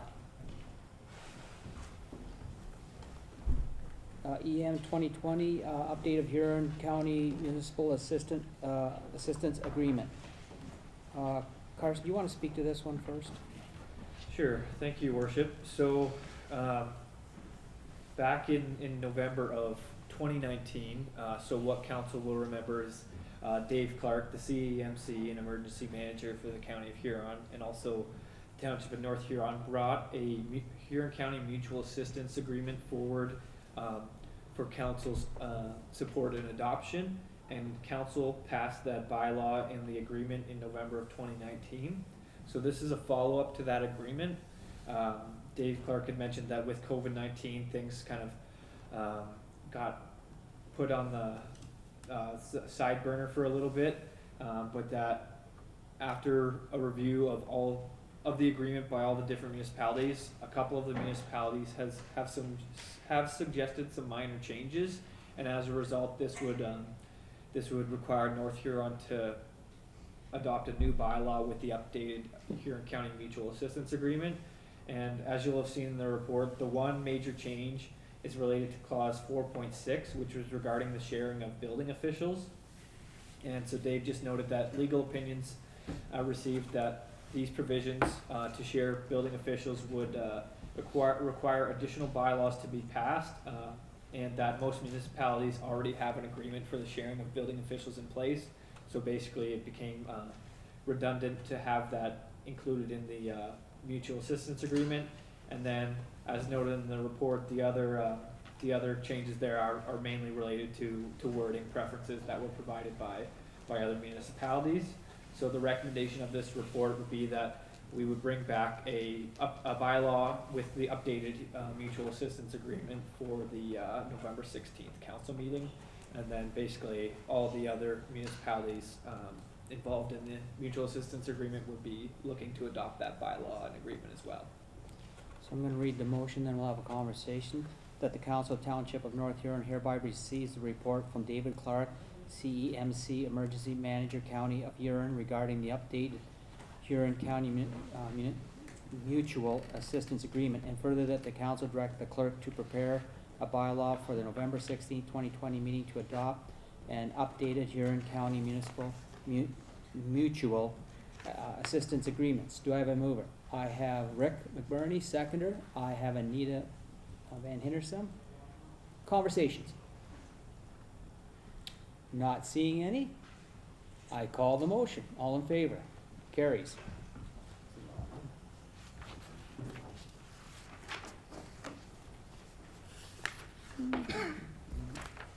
Okay, 7.1.3, an appointment of the municipal investigator, livestock and poultry valuer. I'm gonna read this first. We'll have the clerk talk to it, and then we'll have a conversation. The Council of Township of North Huron hereby receives a report from the clerk dated November 2nd, 2020, regarding the appointment of a municipal investigator, livestock and poultry valuer for information purposes, and further that the council hereby appoints Randy Scott as a municipal investigator, livestock and poultry valuer for the Township of North Huron effective November 2nd, 2020. And further, that the council deems the adoption of bylaw number 70-2020 being a bylaw to appoint a municipal investigator and a livestock and poultry valuer is to be time-sensitive matter, and approves an exception to the section 19.1 of the procedural bylaw to allow the bylaw number 70-2020 to be passed at the November 2nd, 2020 regular council meeting. Do I have a mover? I have Paul Heffer, seconder. I have Anita Van Henderson. Carson, could you speak to this, please? Thank you, Your Worship. So as noted in the report, the Ontario Wildlife Damage Compensation Program is a program that's administered through OMAFRA, and basically the purpose of this program is to provide compensation to eligible applicants whose livestock, poultry, or honeybees have been damaged or killed as a result of wildlife. So under the program, municipalities are required to appoint a municipal investigator and a livestock and poultry valuer. And so basically, this position is responsible for carrying out an investigation within 72 hours of receiving notice of injury or death to livestock or poultry. They have to take photos of the incident and complete the application so that the clerk of the municipality is able to submit that application to OMAFRA, and then OMAFRA provides funds to the municipality to disperse to compensate to compensate the individual for the livestock or poultry damage that's occurred. So as noted in the report, Keith Black was the township's municipal investigator and livestock and poultry valuer, and he's notified the township that he will be stepping away from this position. So the township is required to appoint a new individual to that position. So once we received notice of Mr. Black's intentions of stepping away from the position, we did put out an advertisement as a public recruitment process. However, we didn't receive any uptake in the position. So in order to address the position, basically I reached out to the other municipalities, lower tier municipalities in Huron County, to inquire into who their livestock and poultry valuers is, and whether they would be interested in being appointed for North Huron as well. And Mr. Scott, he's currently the township of Howick municipal investigator and livestock and poultry valuer, and so he's familiar with the roles and responsibilities of the position, and he wouldn't require any training on the processes, and he has expressed an interest in the position. So the recommendation in the report is that Mr. Scott be appointed to that position. And so as Reeve mentioned when reading the draft motion, we're looking for an exemption to section 19.1 of the procedure bylaw, and that's specifically because of the time requirements related to conducting an investigation. So if we receive notice of a livestock or poultry claim, basically the municipal investigator has to go and inspect that incident within 72 hours. So financial impacts included in the report, basically, the remuneration, obviously the compensation is paid by OMAFRA, and then we just pay, for the livestock and poultry valuers, rate for their work, which is set to be for the current meeting rate, as set out in the remuneration bylaw, plus mileage, which is established by the townships, in the human resources policy. Thank you. Questions, comments, concerns? Go ahead, Kevin. Yeah, through your, when you extended out the request for, someone to fill the role, is this role, being filled in Ashfield and being filled in Morris Turnberry by someone that, like, Mr. Scott was the only one that replied back that we're going to Howick rather than, or are these other municipalities don't have a guy? Through your worship to Councillor Falconer, so they would be required to provide the service as well. It was just a matter of whether they're interested in providing the service for North Huron. Mr. Scott was the one who expressed an interest in being appointed for North Huron, and that might have something to do with location of where he lives, which it was fairly close to the municipality. Do we know if Mr. Black was doing other municipalities as well as, he's resigned from other municipalities as well? The only one he was doing was North Huron.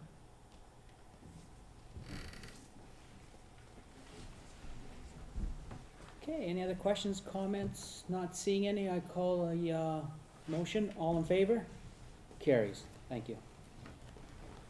7.1.4, that the Council of the Township of North Huron hereby receives the report from the clerk dated November 2nd, 2020 regarding the tender results for the Charter Municipal Drain Improvement 2020 for information purposes, and further that the council hereby awards the contract for the Charter Municipal Drain Improvement 2020 to Horse Excavating, Inc. in the amount of $94,715 plus HST, subject to the third and final reading of bylaw number 55-2020, being bylaw to provide for a municipal drain improvement to the township of North Huron in the county of Huron. Do I have a mover? I have Paul moving, I have Anita seconding. Questions or comments? Go ahead, Kevin. Through your, possibly this would go out to members of the, that were on the committee of, what do we call that? Quarter revision. Were the, I think it probably came back to us and I just don't remember. Were the conditions amicable to everyone that, for the decision of the? Through you, we've not, no, but the court ruled and it was maintained status quo. Yeah. Okay. And I guess our quiet hope was that it would come in under. You never know, right? And it has, so. Okay, thank you. Okay. Any other questions or comments? Yep, go Through ahead. your worship, and maybe if I could just add to it, so, so far we haven't received any appeals to the quarter revisions decision. That deadline is, I believe, the 4th, but we haven't heard anything so far. Okay. I call the motion. All in favor? Carries. 7.2.1, that the Council of the Township of North Huron hereby receives a report from the Director of Finances dated November 2nd, 2020 regarding the 2021 cost of living allowance COLA for information purposes, and further the council approves a 1.05 COLA increase effective January 1st, 2021, and further that the staff be directed to incorporate the approved COLA into the draft budget of 2021 budget. Can I have a mover? I have Rick McBurney moving. Seconder? If I have a seconder, or that would have fallen on the floor. Anita Van Henderson. Okay, let's open this up to the floor. Trevor, go ahead. So Reed Bailey, just to reiterate, my comment is more to do with the policy, not necessarily the numbers. So how the policy reads today is you take the cost of living of the consumer price index over the past 12 months, but by Statistics Canada, and that's what the policy says. Here's the CPI, here's the cost of the CPI over the last average 12 months, here's the number. What it doesn't say is, it does not say council has the opportunity to provide up to that max.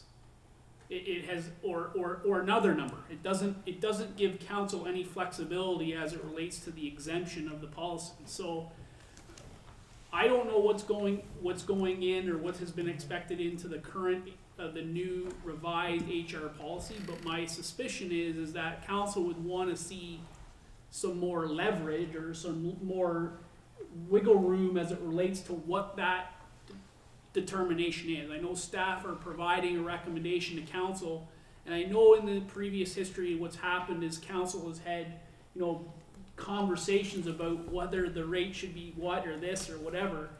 In all honesty, that the policy is the policy. We indicate what the policy is. If council wants to have that discussion about what the cost of living adjustment should be, we should have that in the policy, that we can dictate from 0 to whatever the number we want it to be.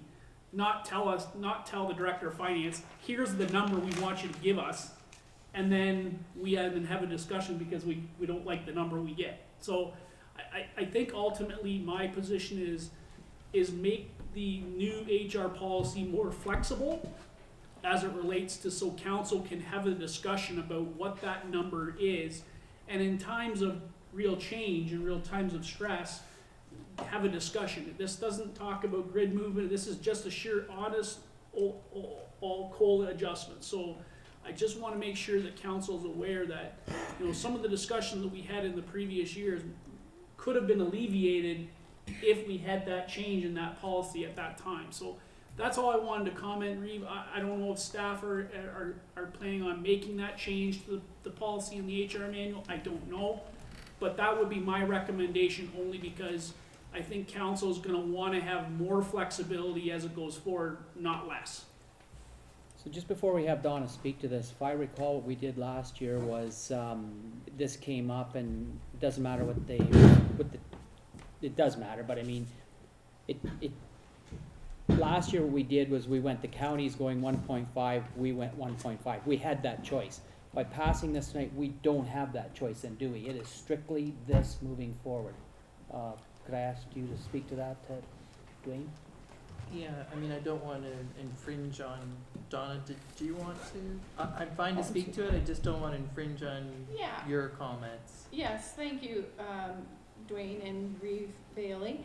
So under the current HR policy that we have, it does lay out the months that we're supposed to use to calculate this number, but it is established by the Director of Finance and Council. So you always have had the opportunity to participate in this discussion and to give your input on that, and that's why we bring this forward to you.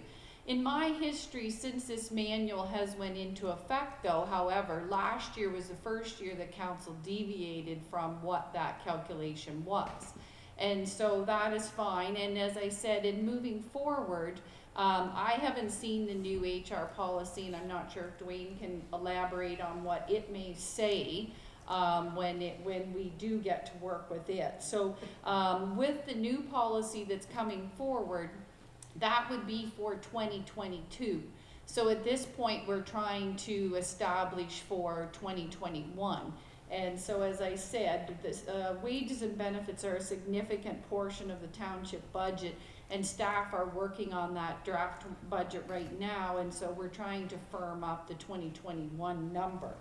And so as we're saying, the current HR policy outlines a calculation which is based on a 12-month average, and that works out right now to 1.05%.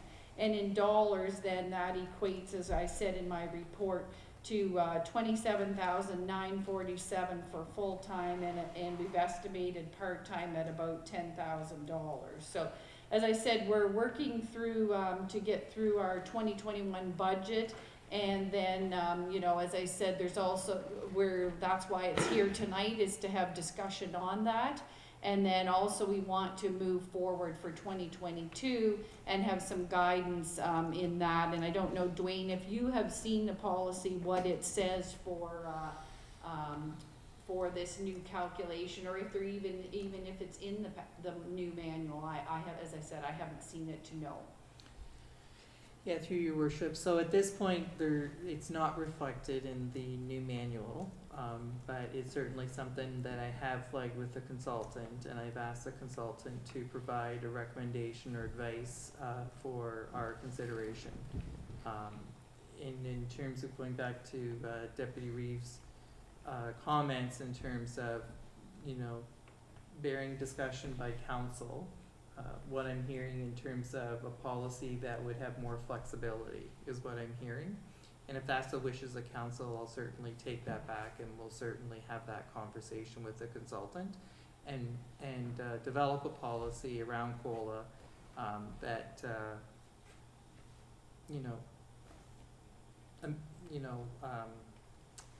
has that flexibility that council's looking for in that policy. Right now, the policy is pretty straightforward, I guess, in terms of how you calculate it and how it's determined. But again, I'll certainly take that back, and we'll re-review that policy. So just, go ahead, Kevin. Through you, Reed, just going by the information provided, you've got,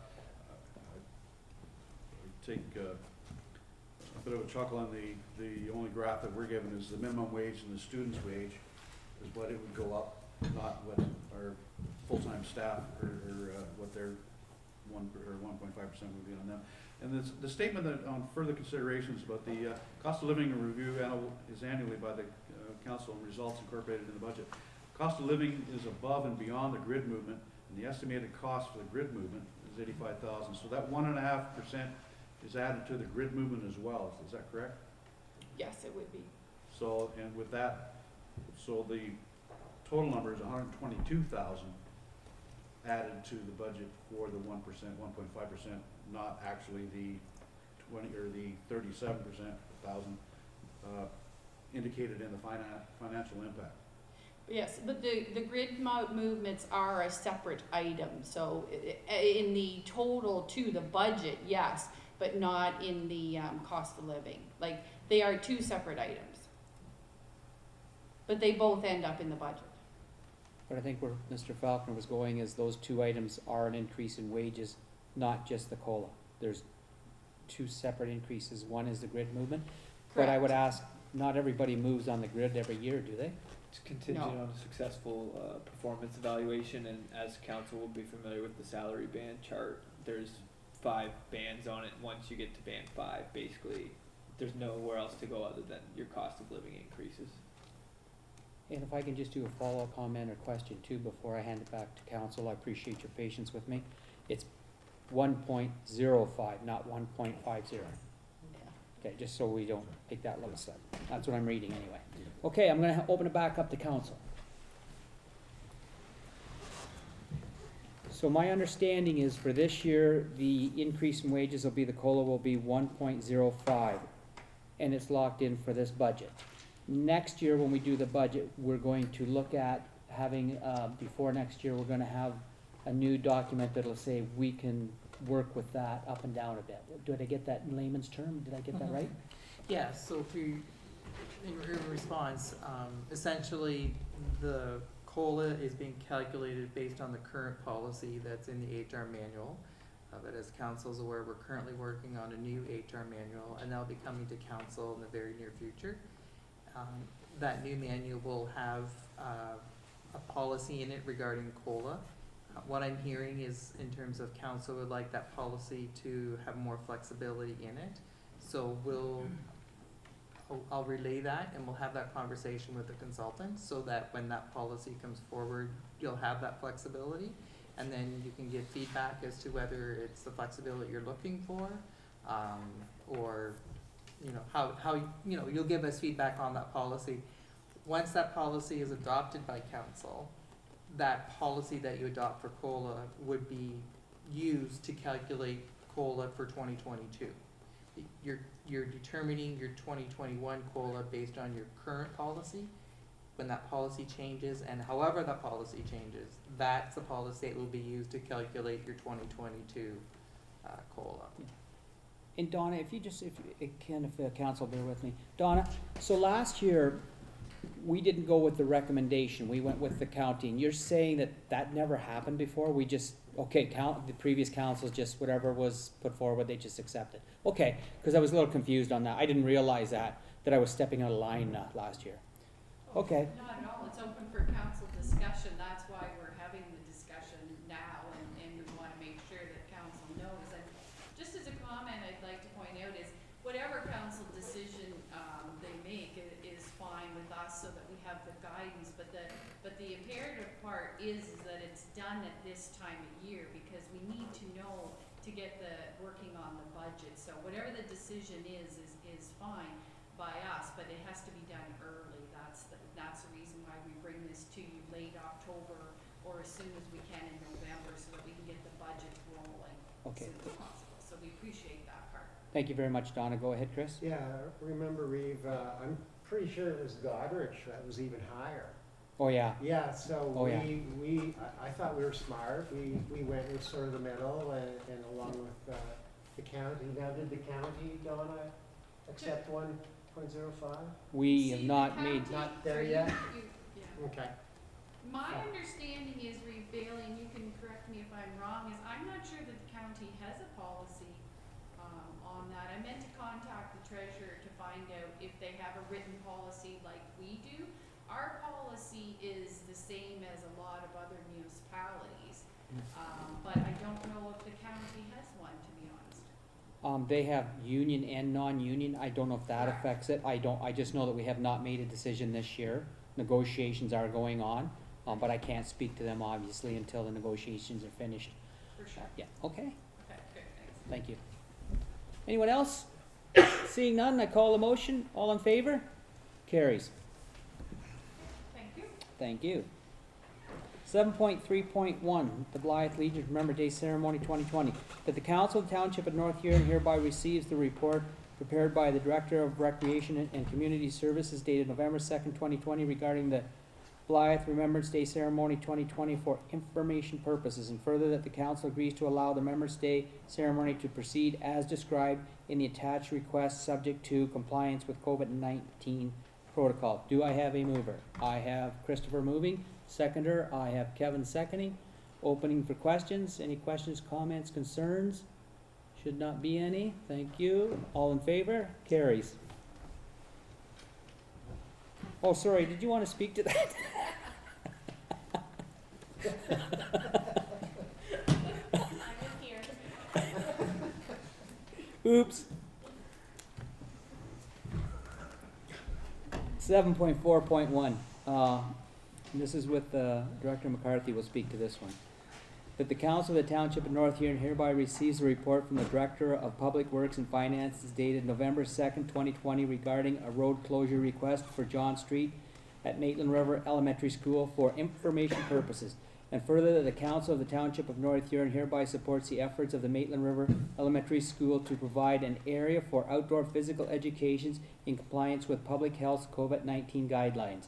And further, that the Council supports the Avon-Maitland District School Board's request and passes a motion closing the cul-de-sac from September 8th, 2020 to June 21st, 2021 from the hours of 9:10 a.m. to 3:10 p.m. Monday to Friday, with the exceptions of weekends, holidays, PA and PD days. Do I have a mover? I have Anita and I have Paul seconding. Mrs. McCarthy, could you speak to that? I sure can. Thank you, Reeve Bailey. So a request was received from the Avon-Maitland District School Board on behalf of the Maitland River Elementary School regarding the closure of John Street at the cul-de-sac. So the closure would be from September to June in 2021, and it would be only for the hours during when school is occurring. By closing the cul-de-sac, it enables the Avon-Maitland School Board to provide an area for outdoor physical education in compliance with the public health's COVID-19 guidelines.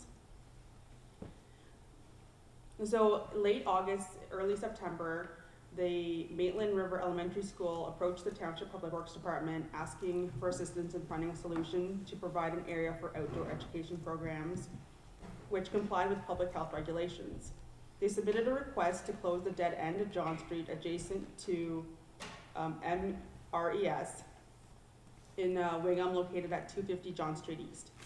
The closure of this area will enable the students to enjoy outdoor play and maintain physical distancing guidelines when they're using the asphalt roadway at the end of the cul-de-sac, as well as a green space that's, that surrounds the cul-de-sac as well. Staff have reviewed the request and are in agreement that the dead end at the cul-de-sac at John Street does not have negative traffic impacts to adjacent residential properties or commercial businesses. Moving forward, the township staff will continue to communicate with school staff to confirm that processes are in place to make sure that year-round road safety are adhered to. Are there any questions? I'm gonna give it over to Kevin. Thank you, through you, Reed. It comes across, in my perspective, that the school is requesting municipal property to be used for school activities. It comes across to me like they want us to plow a playground for them because they don't want to plow the one they've got.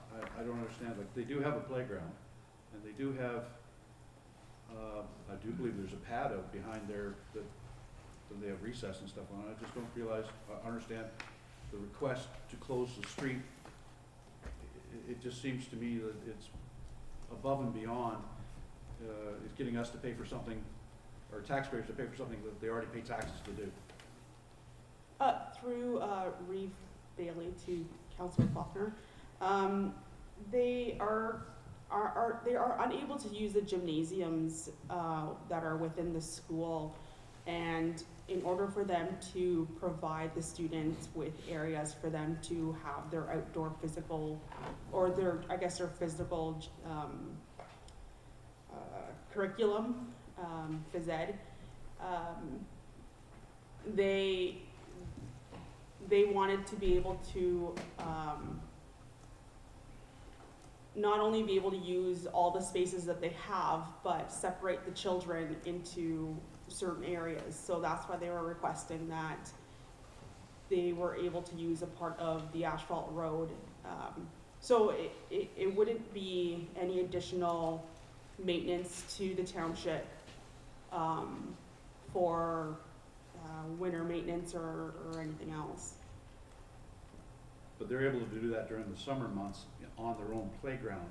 They won't be in class and in phys ed at the same time. The facilities that they had built on this new super school that closed the school in my neighborhood is insufficient for the school processes that they want municipal property to be maintained for their use. I can touch on that a bit if you want. I don't understand it still sounds to me like they're wanting a plowed area to advocate for their lack of spaces. I support our school system greatly, but I just don't see them coming to the council and asking for us to leave a road open and put a barricade up so they can play on it and then take it down and put the buses in, when it's up to the school board with the taxes that they get to maintain that. I could see giving it to them if they maintain it through the school board, but not giving up a roadway and still have to maintain it for their purposes. That's all my comment is. I think the issue is that there's just not enough areas for all the students to be, in order for them to maintain their 6 feet apart and be outside, which is recommended for really anybody to do meetings or whatnot. So they have the capability to conduct more, lacking in words right now. They're trying to find a good way and balance to give the children the ability to be together but outside and still be a little bit safer during the COVID-19 pandemic. If it's a help, it is strictly COVID-19 related. They have 540 students up there, and there's not enough space in that school for all of them.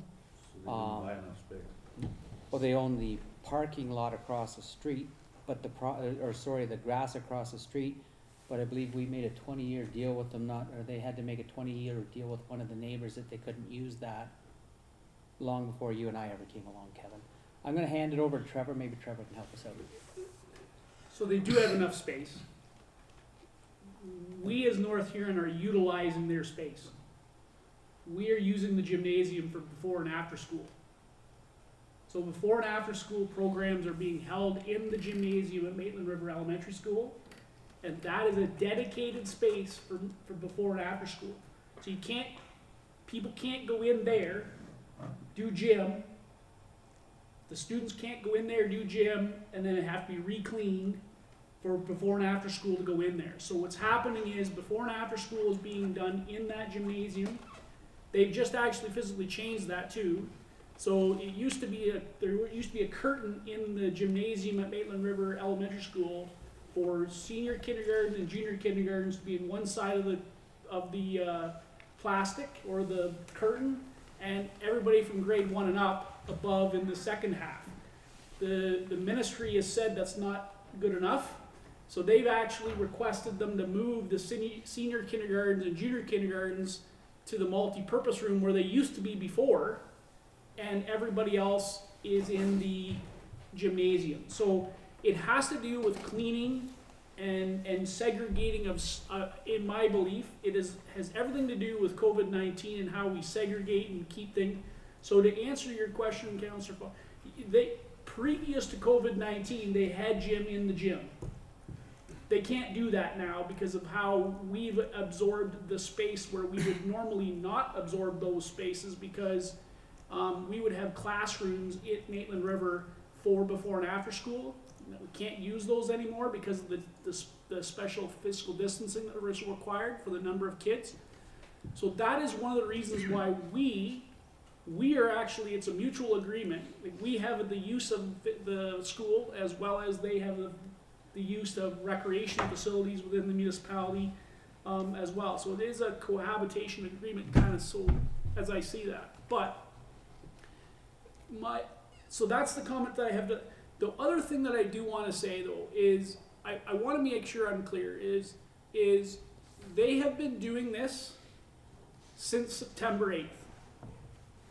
So they've been barricading that road since September 8th without council giving them authority to do so.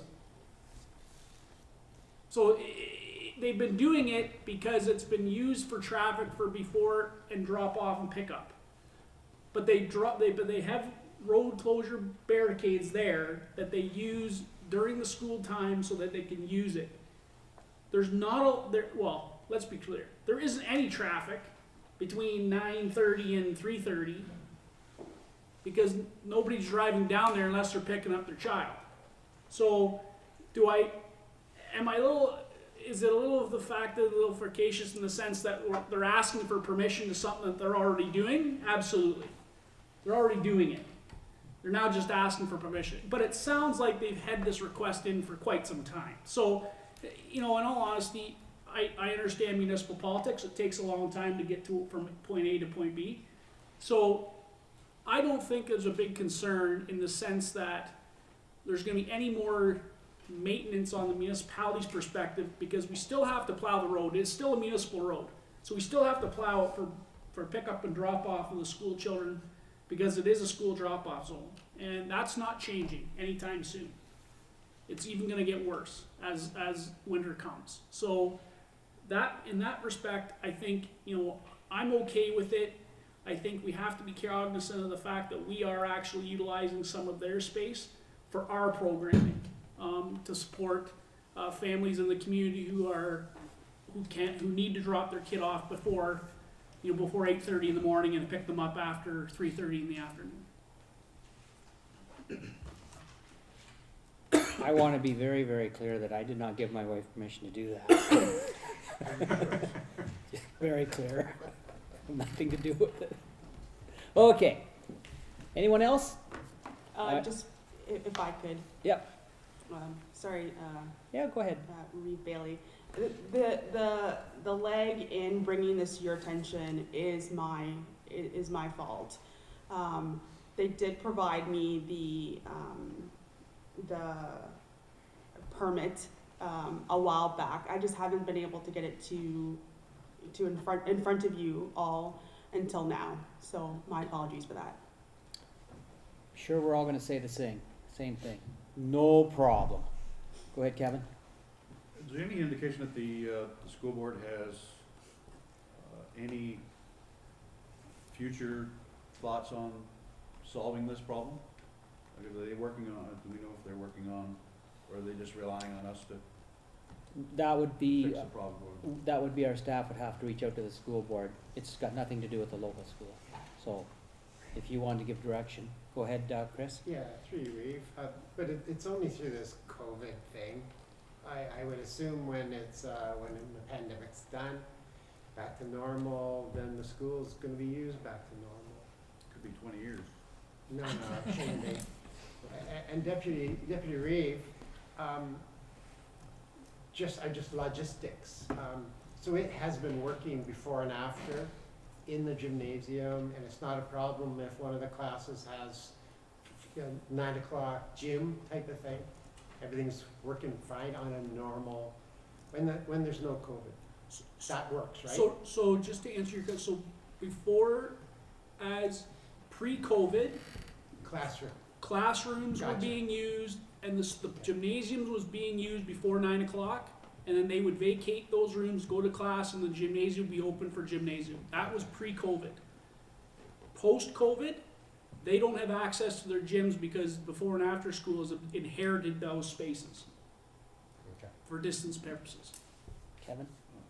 Through your read, but they wouldn't be able to use that gymnasium anyway, because they wouldn't be able to have one class come in, another class come in, so they would have to have that, it's not because of our before and after, they wouldn't be able to use that for their own purposes, just Yeah. because of the COVID. Yeah, their cleaning bill is unbelievable. Yeah. Mr. Ford even got him some new, There's nothing to do janitors. with our after-school programs, it's keeping them out. Yeah. COVID's keeping them out. Okay, anyone else? Go ahead, kiddo. I was gonna be quiet tonight.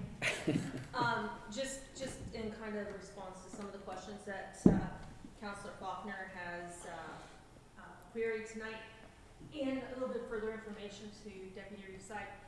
So, we do have the before and after school programs in facilities, and we also have, just speaking further on this, community use of schools agreement with the Avon-Maitland School Board. And it's a really good shared agreement and a shared arrangement that the community benefits from, as well as the school board, because it's reciprocal use of facilities. So that's important when we're doing our community programs, so that we don't have to rent that space from them, and they use our space, we use theirs. In terms of what's happening with the school facilities and their curriculum, it's the same as at the recreation complex. They have regulations or guidelines they're having to put in place. So they're having, you have your social distancing in place, which means that these facilities, which may have been able to accommodate however many children at one time, no longer can. But there's also things about them, they have to break them out into pods. And then in between the use, we also have to deal with going in and cleaning in between each user group. So they can't run gym classes back to back and things, because you have to go in there and clean and disinfect the entire facility. So that's kind of what they're dealing with in terms of these classes up there. And that's why they need the additional space. They can't just take, say, 500 kids and put them outside like that. They're in pods. There's all these separation requirements, not just the 6 feet, but the pods that they're having to, family pods or school pods or whatever, they're having to work with it and things, so they have to keep them all separated. And that's what, it's making it very challenging for everyone involved in dealing with providing any type of program or curriculum or anything for children. Councillor Falconer? Just in rebuttal, thank you for that information. I'm not, don't want to come off, I'm in full support of the school and the after and before school programs and what's being done. And I do support them being able to use the portion of concrete up front. I'm just making the comment that in my jurisdiction or my ward, the school was closed and it was supposed to be, we were supposed to move to come to the Wingham School. Very few people in my ward go to the Wingham School. Yeah. They go 2 miles down the road instead of 8 miles down the road to another municipality to go to school. And very limited use in my ward for the before and after school programs because they don't come this way. Go any further, the daycare that's in North Huron, not available in my ward. I'm just bringing these things up because it's a taxpayer base. You also have to take into consideration the people that pay into the tax base but don't get to use these facilities or the before or after school or the school or I'm just wanting to have that to echo through the council. That's all I was bringing up my questioning for. I'm in support of it, but it's just not a level playing field. Okay, my friend, yeah. Okay, I have movers. Any other comments or questions? Not seeing any, I call a motion. All in favor? Carries. The Wingham Armory is next, 7.4.1, that the Council of the Township of North Huron hereby receives the joint report of the Clerk and the Director of Public Works for facilities dated November 2nd, 2020, regarding the update on the Wingham Armories for information. And further, that there being no notice of objections served on the clerk within 30 days after the date of the publication of the notice of intent to repeal heritage designation bylaw number 1804-1985- of the town of Wingham, council agrees to pass bylaw number 71-2020, being a bylaw to repeal bylaw number 1804-1885- of the town of Wingham and de-designate the armories. And further, the council authorizes Sepoy Wiring Limited to proceed with the electrical separation of the Wingham Armories from the town hall facility in the amount of $27,000. And further, that the Director of Public Works and Facilities be authorized to complete a designation substance survey of the Wingham Armories at a cost of $3,000 to be funded through Public Works reserves. And further, that the Director of Finance be authorized to make any necessary changes to the 2020 budget. And further, that the Director of Public Works and Facilities be directed to prepare and issue a request for proposal, RFP, for the demolition of the Wingham Armories facilities. And further, the staff be directed to prepare a report regarding possible future uses of the site for the council's consideration. Do I have a mover? I have Paul, I have Trevor seconding. We're gonna have Clerk Lamb and Director McCarthy speak to this. Thank you, Your Worship. So I'll deal with the first portion of this report and then I'll hand it over to Director McCarthy. And I'm sure both of us apologize for the length of that draft motion there.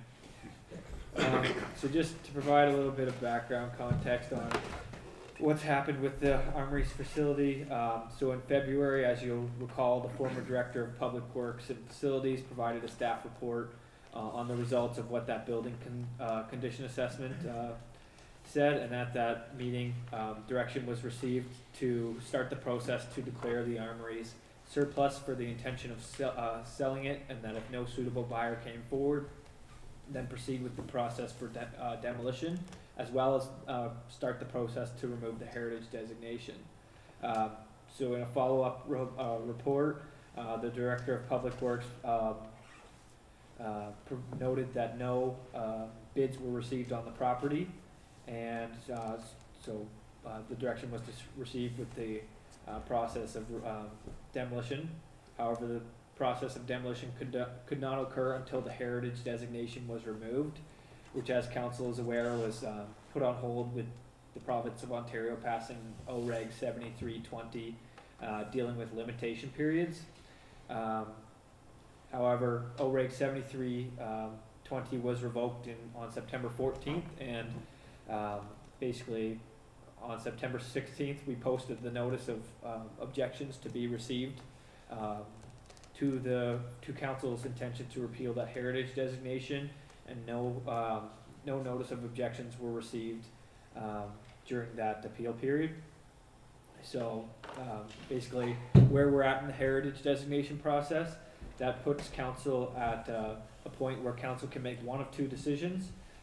Council can pass a bylaw to repeal the designation of the property, which would allow it to be to proceed with the demolition process, or council could withdraw their notice of intention to repeal the heritage designation for that property. However, it's staff's recommendation that council proceed with option A and pass bylaw 71 of 2020, which is included in your council agenda package, which would repeal the heritage designation on that property and would de-designate the Armory's facility, which would allow council to go through the next steps of the demolition process, which I'll hand it over to Director McCarthy to speak to. Okay, thanks, person. So, once the heritage designation is removed, staff are able to proceed with the process of demolition. As previously reported at the May 19th, 2020 council meeting, the building must first be electrically disconnected from town hall. So a new power supply to town hall and relocation of all associated switchgear is required. Staff have obtained pricing for the electrical separation of the two buildings using a request for quotations process. After doing this, it is recommended that this work be awarded to Sequoia Wiring. Once the town hall electrical supply is secured and the de-designation process is complete, the building can proceed toward demolition. A destructive designated substance investigation is required to be completed. This will be in around $3,000, and in order to demolish the building, the township will be required to complete this. This will comply with OREG 490-09, which is a duty to inform third-party workers. This investigation will provide the demolition contractor with the information needed to take every precaution reasonable in the circumstances to ensure the protection of their workers. The expectation is that this inspection will occur in 2020 to allow demolition of the facility to occur in 2021. For the issuance of the RFP for demolition plan and proposal, it is recommended that a request for proposal that sets out defined scope of work required from the proponent for professional services for the following tasks: a demolition plan, the site access and protection to public and workers, to provide input as to salvageable material and infrastructure from within the building, the demolition and removal of the structure and its contents, all debris to be brought to an approved landfill site, and to return the site to a clean and graded state as directed by the township. With respect to item 6, no formal decision has been made by council regarding the future use of the lot, such as like a parking lot or residential development. Future plans on the lot need to be considered as part of the rehabilitation. Staff will provide a future report to identify options along with benefits and detriments of each option for council's consideration. Staff recommend the RFP be put out to the industry prior to the end of 2020 and therefore provide council with options during budget discussions. For the purposes of the RFP, provisional activities will be included in the RFP that incorporate removal of the foundation of the building and rehab of the area to provide a broader future options for council to discuss.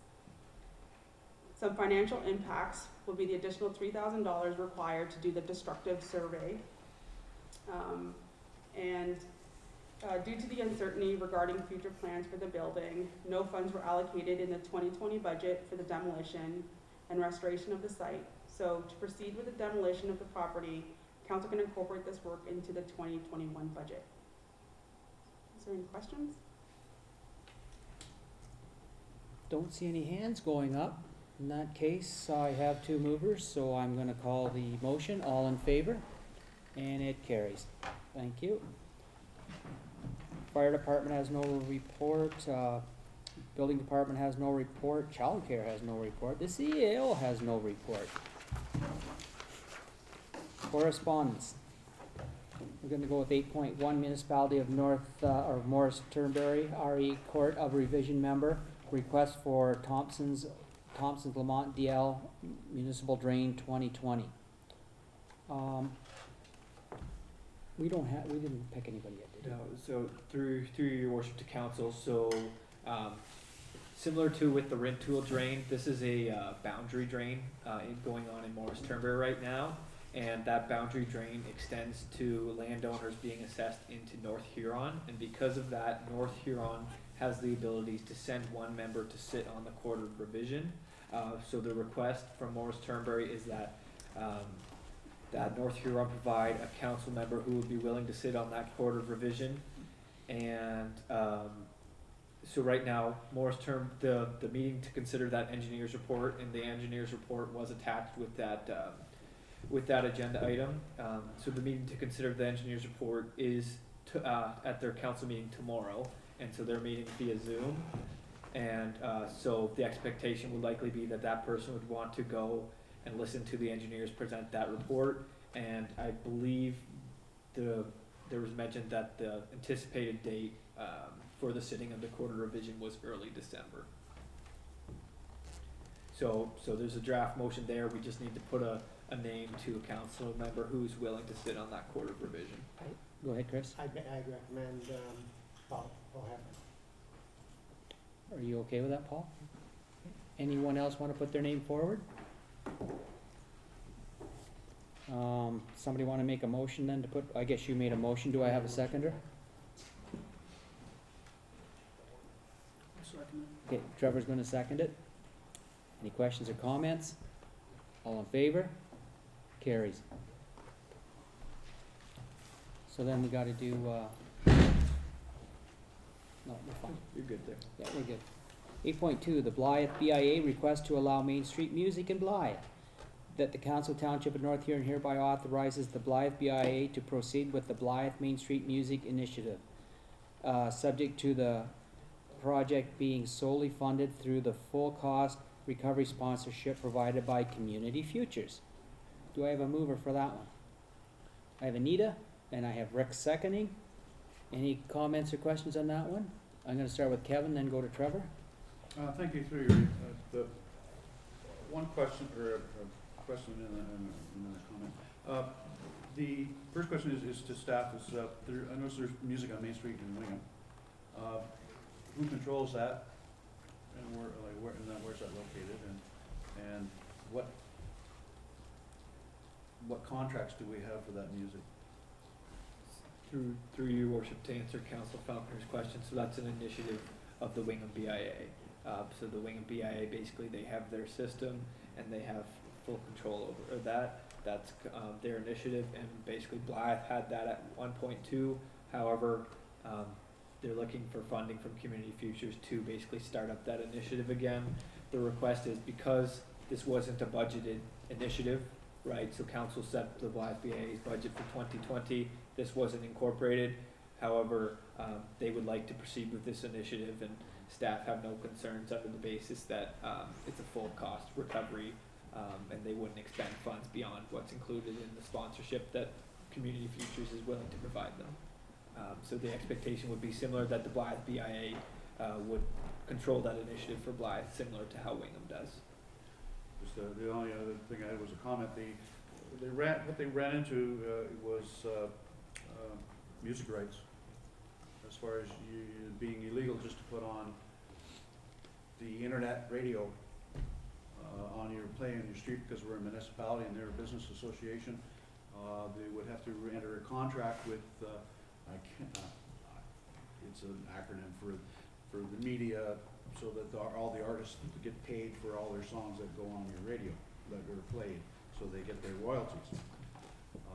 CBC3 stepped up to, I want to make that thank you to the CBC3, stepped up and offered their streaming to the Blythe BIA on the sole purpose of CBC3 plays only Canadian up-and-coming artists. So you're not gonna hear, probably you're not gonna hear Dolly Parton or Kenny Rogers singing any Christmas songs in Blythe, but I wanna thank CBC3 for coming through and offering that and paying that toll for the artists, for the Blythe BIA. And that was the only reason why I just wondered how Wingham was getting away with having to pay that. Just before I hand it over to Trevor, I'm just gonna say, if I go back in my memory far enough, they did run into a problem and they had to buy rights or something, but don't hold me to that. Go ahead, you might know, Trevor, you're the, So, rep. we can definitely ask the question. So there is a BIA meeting this Thursday. I'm hoping to attend. I am obviously parenting at the same point, so I'm trying to get able to get there. That would be no different than what we have to do, in my mind, is what I'm thinking. It would be no different than what we have to do in the municipality's perspective when it talks to about SOCAN fees. SOCAN fees are required, at the Knights of Columbus, at the Wingham Town Hall. Anything that plays music is required to have a SOCAN license. And I think I think it's an annual fee as it relates to that. The director of recreation would be definitely able to support that if I'm correct. Is that correct, Vicky? Through your worship, so it depends on the type of use, but for instance, public skating at the arenas and things, SOCAN on the arena floors is paid on an annual basis. It depends on what category you fall into, but if you're a rental group that's having a wedding, it's per event. So it's just, yeah, it varies. So it's a good question to ask. I think it's a good question to ask about how the Wingham BIA is dealing with that issue. I think I also want to my comment to Reed Bailey was just I know the Wingham BIA has had to kind of move it up and down as it relates to. They have had some issues about playing music on the main street at all the time during the day, because obviously you've got residents that have residential places above commercial buildings. And, music is great, but when it's on a loop, it tends to get rather, how should say, annoying once in a while. So I guess the question I have is that I would strongly advise the Blythe BIA communicate with the Wingham BIA to understand the pros and the cons of what they've been dealing with over the past couple of years, just to kind of not to recreate the wheel, in the sense that I know there is residential places in Blythe above commercial buildings that I'm assuming that they're going to have the same issues if they run into. So I think, in my mind, not recreating the wheel, but ensuring that we have some consistency and collaboration between the two BIAs. That would, in my mind, be the best opportunity for them to talk about and how do we solve these other problems that we have as a municipality. So, Thank you, Deputy Reeve Sipes. Anyone else? Not seeing any. I call the motion. All in favor? And it carries. 8.3, a letter from Renata Cyber, Schagel, I believe that is. Schlegel, I think. I think so. She's gonna kill me for that. Expression of interest to the appointment of the Economic Development and Recovery Committee. That the Council Township of North Huron hereby accepts the North Huron Economic Development and Recovery Committee's recommendation to appoint Renata Cyber to the North Huron Economic Development and Recovery Committee. And further, that the bylaw number 25-2019, being a committee appointment bylaw, be amended to reflect the appointment. I'm going to get Dwayne to talk to that first, and then I'll get a mover. Thanks, Your Worship. So, North Huron Economic Development Committee, at their last meeting or the meeting before, had the discussion. It was noted that there was a lack of a real estate representative on our committee, and it was felt that that was an important sector that was missing.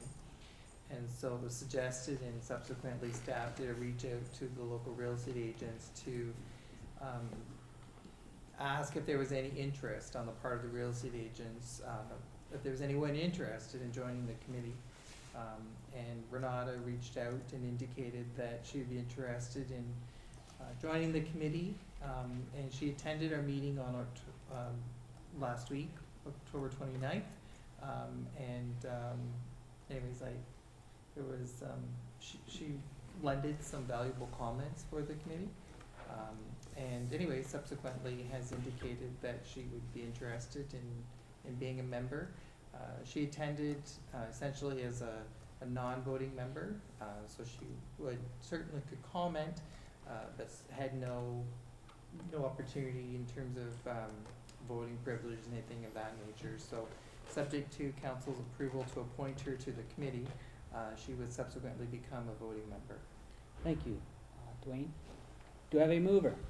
I have Kevin. Do I have a seconder? I have Rick. Comments, questions, concerns? Seeing none, I call the motion. All in favor? Carries.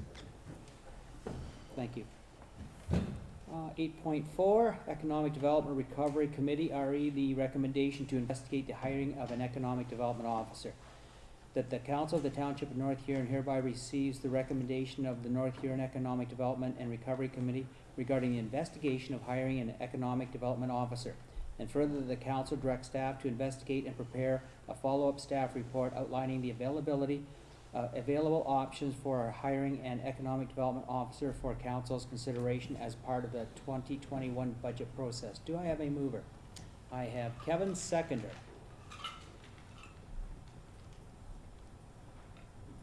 I have Rick. We're gonna have Dwayne speak to this one. So at the Economic Development Recovery meeting again that was held last week, there was a discussion with respect to essentially resources to carry out the work of the committee, and in terms of carrying out the work of the committee in terms of bringing new business, I would suggest, to the community. And there was a conversation in terms of investigating and looking at the hiring of an economic development officer. The committee, though, has left it open in terms of what that could be or what that might look like in terms of whether it's full-time, whether it's part-time, whether it's shared, whether it's a contract. The committee has left that open for council for that consideration.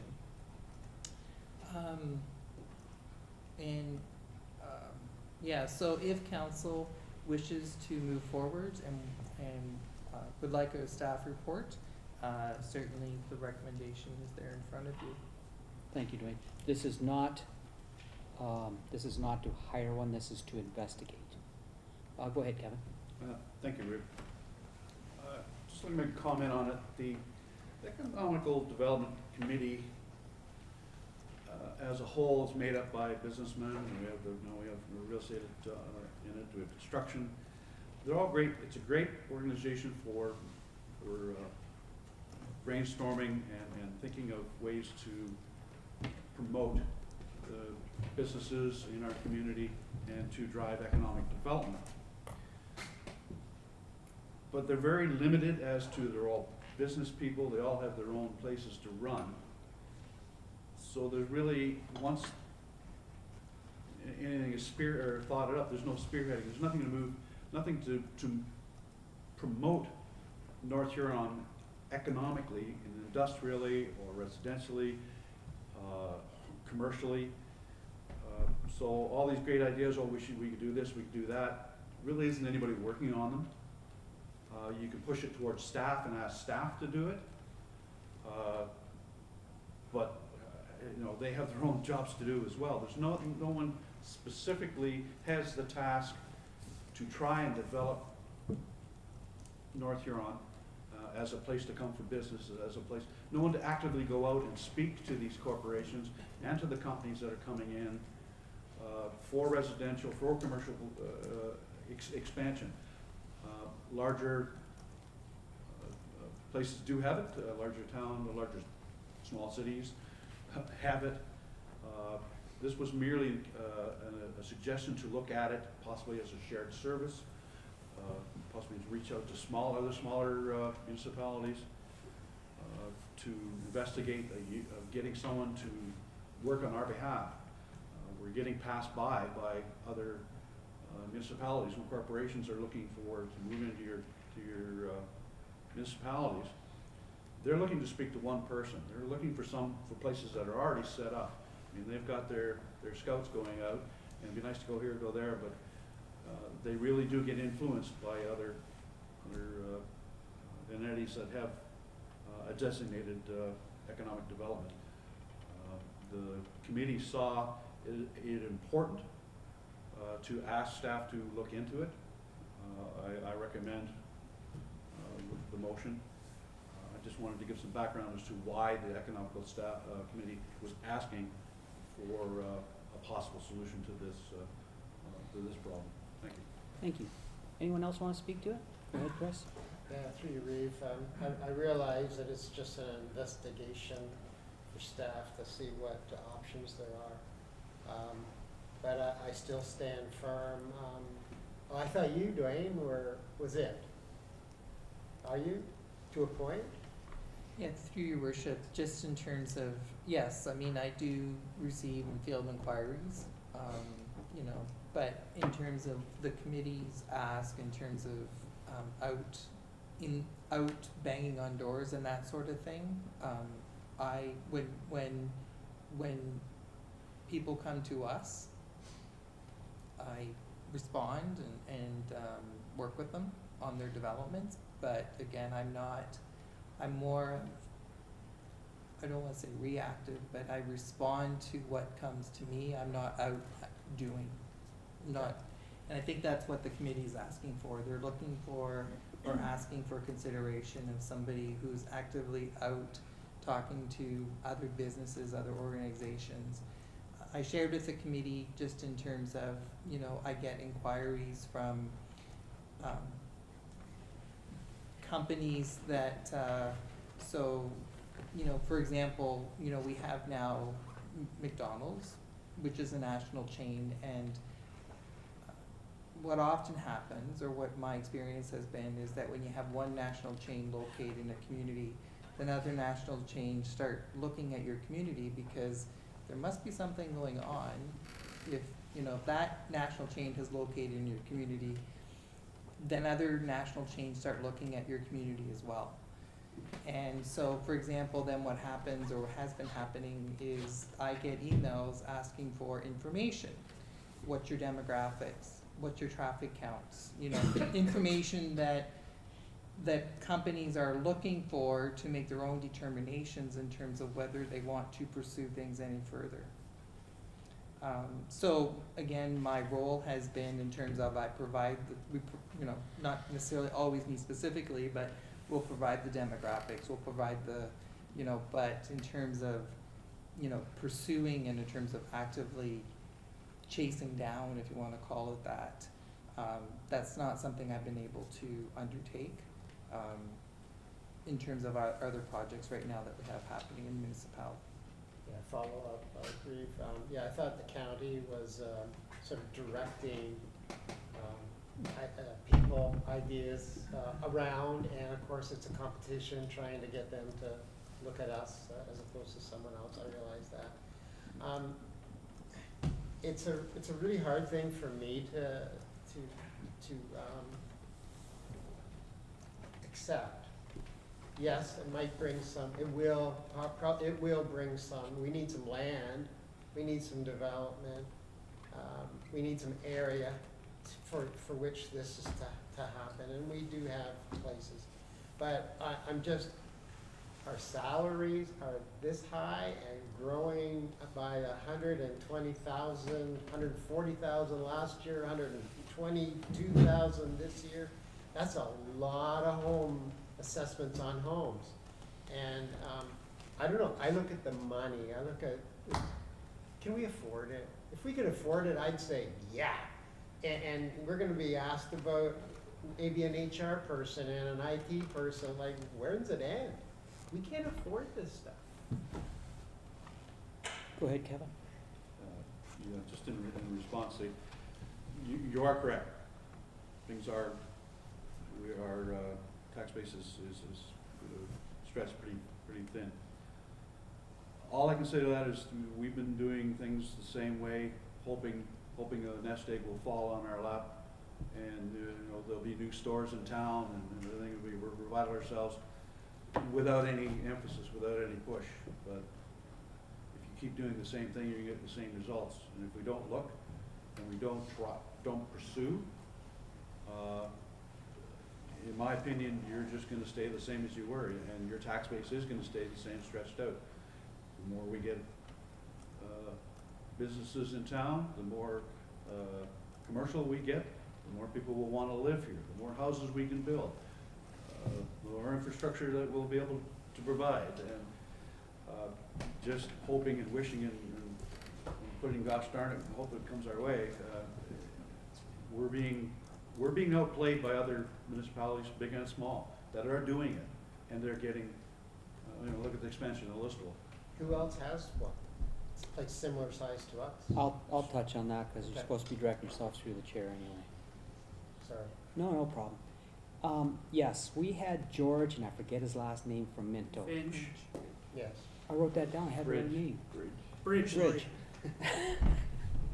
We had George Bridge come and meet with us with his economic person. And if you know anything about Palmerston, you can see the wonderful transition there, the wonderful transition in Harrison. You can see the developments in Harrison, you can see the developments in Palmerston.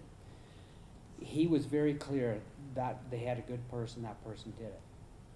So it is something that everybody else does that wants to move forward. There are some places like Listowel that's close enough to Kitchener that they're gonna get the development whether they have one or not, because everybody's retiring and moving out there. So when I sat in your chair years ago, Connie Goodall was our economic development person, and I got this idea, because I travel all over Ontario. So I'd go to towns and I'd take pictures, and I'd show the old industry and I'd show the new industry, right? And I will keep gonna keep going back to George. Palmerston and Harrison is two examples. And I'd go to Harrison, and I'd go to Walkerton, and I'd go all over the place. I'd stop my truck out and I'd pitch. As a matter of fact, I think I'm gonna bring all the slides and show you. So we put together a slide 7-8 years ago, and I showed what was going on, and then I showed North Huron. There wasn't anything new. Yes, in Morris Turnberry there is. Now there was nothing new. And there were old factories that had shut down and were being half used and used for storage. That's the difference between having somebody that knows what they're doing and somebody that doesn't know what they're doing. I'm more than willing to bet I can take that slide, it's here somewhere on a computer at home. I'll bet you I can take that same slide, and I'll bet you I can show you in one meeting what they have now, and I'll take the time to go and take pictures of the new stuff in Palmerston, the new stuff in Listowel, and the new stuff in Owen Sound, and the new stuff in Kincardine. And you'll say, but how did they get that? And we're still sitting here. I'll tell you why. So I did 5 meetings last week. And when I got to the economic development recovery team, I think it was, we were talking about, that was my 3rd meeting that day. And they said, well, why can't Dwayne do that? And why can't Carson do that? Because we're just asking you for 3 things today. But I've been to 5 meetings. So we're asking Carson and Dwayne to do 15 extra things above and beyond the job that they're hired to do. Because we, this council, are moving forward. We're not sitting still. We're pushing. We had meetings with land developers for Hutton Heights and what's going on out there that may want to join in with us. We had the economic development team meeting. We have so much on the go. But I do recognize that the staff can only do so much. And Bernie can only do so much, because then I'm going to get yelled at for stepping out of line again. But I see this as a good thing to look into. If we can't get a decent person, a good person, for a decent wage, we don't want it. We don't want somebody that we can't afford. And we don't want somebody that doesn't know what they're doing. I have done development all my life, and there's only one guy going to go to the front of the class every time. And the rest of them are just going to spin their wheels. We've got to be very careful who we do pick. But there's lots of them out there. Older guys like myself that have retired, that have done the Sobe jobs and the Walmart jobs. So they know how to do this, and that's what we need. We also need them to help us get this land developed, right? Because we need to get the land developed. And we need to look in, it's got to be more than right now. What we're doing right now is we're just looking at our our main streets, and we're trying to make it work, and we're doing a great job. The BIAs are doing a great job. But that's it. You do need the McDonald's. Example, you go to Toronto and you say, you ever hear of Wingham? They're gonna say no. You're gonna say, you ever hear of North Huron? They're gonna say no. You're gonna say, you ever hear of Blythe? They're gonna say, yeah, the cowbell and the theater. But they've never heard of MUM, the North Huron. Anybody see something wrong there? And there's more that they need to know about us. But they're not coming here to get us because they don't know we exist. We've got to go get them. So I think it'd be a great thing to investigate and come back before, if it's after budget season, we won't be doing anything because I won't be throwing 100,000 out or 50,000 or anything out if it's not on the budget. I think it is what we need to do. I truly do. And remember, I was here 8 years ago saying this same speech to deaf ears. And there's nothing new in Wingham North Huron, except we have a few corporates coming in. Now is the time to grab them and bring the rest of them all along. I already see a brand new Sobeys sitting on the corner there across from McDonald's. We just got to go get them. We'll have it. Go ahead, Trevor. So, I don't have any concern about investing. I look at this as a 3-year discussion. In every one of those municipalities, they have benchmarks. Benchmarks and means to that, what that employee is required to do and get a payback for the municipality. That's what the intention is. We had an economic development officer. I would argue that economic development officer was more of a community development person. That was their mindset. That was what they did. Was there economic development? Yes, but it wasn't to the point where you could look at a benchmark and says, we've gained something. We've learned something. We haven't done that in North Huron. We have not done that in order to justify an economic development officer in any shape or form. The job description was vague. The management of that position was not, in all honesty, ideal in the history of that role. Economic development, all of the places that we were just talking about are twice the size of us. Harrison and Palmerston, the town of Minto, is 9,000 people. That's double the size of North Huron, with extra tax base to spare. We don't have that. So what we need to do is need to understand and be able to justify a position of that magnitude to what we're getting in return. The Economic Development Committee, Recovery Committee, it sounds like a lot of it, it sounds like they're looking for some boots on the ground administration to move things forward. And that's fine. But in all honesty, in this investigation, in this thing, we need to really truly look at this to be not a 1-year commitment. If you're gonna hire somebody in this particular case, it needs to be a long-standing commitment of what is our benchmark? What do we want out of this deal? And their review should be based on that. And that's up to Dwayne to do that. But we as municipality, we have to understand what the needs of this municipality are, what are our priorities for economic development, and push those as part of that arrangement. But once that person is hired, they are to be able to justify to us what they can provide and support to this municipality. It's not the other way around. We can't tell her what to do. Go buy a Sobeys. Well, that's not gonna happen. You need to help her establish what we need to grow the growth base, but he or she needs to do benchmarks. Know what we need, because we've never had that before. We had a strategic plan that had 400 items. Nobody in their right mind was gonna learn anything about that strategic plan. But an economic development plan with 5 or 6 benchmarks from information from the municipality, from information from the statistics of where we are today. That's the stuff that we need. And right now, we don't have it. Mayor Bridge was the one that said that, to be quite honest. They have all those benchmarks. We don't. We don't have anything. We don't even know we don't even know whether the person's gonna be good or bad, because how do you know? So all I say is if we're going to investigate, we need to investigate with the idea that this is a commitment, that we need to foster the commitment. And meaning whether it's good or bad, we can't just say it's for this amount of time. If we're gonna say it for this amount of time, then we might as well not do it at all.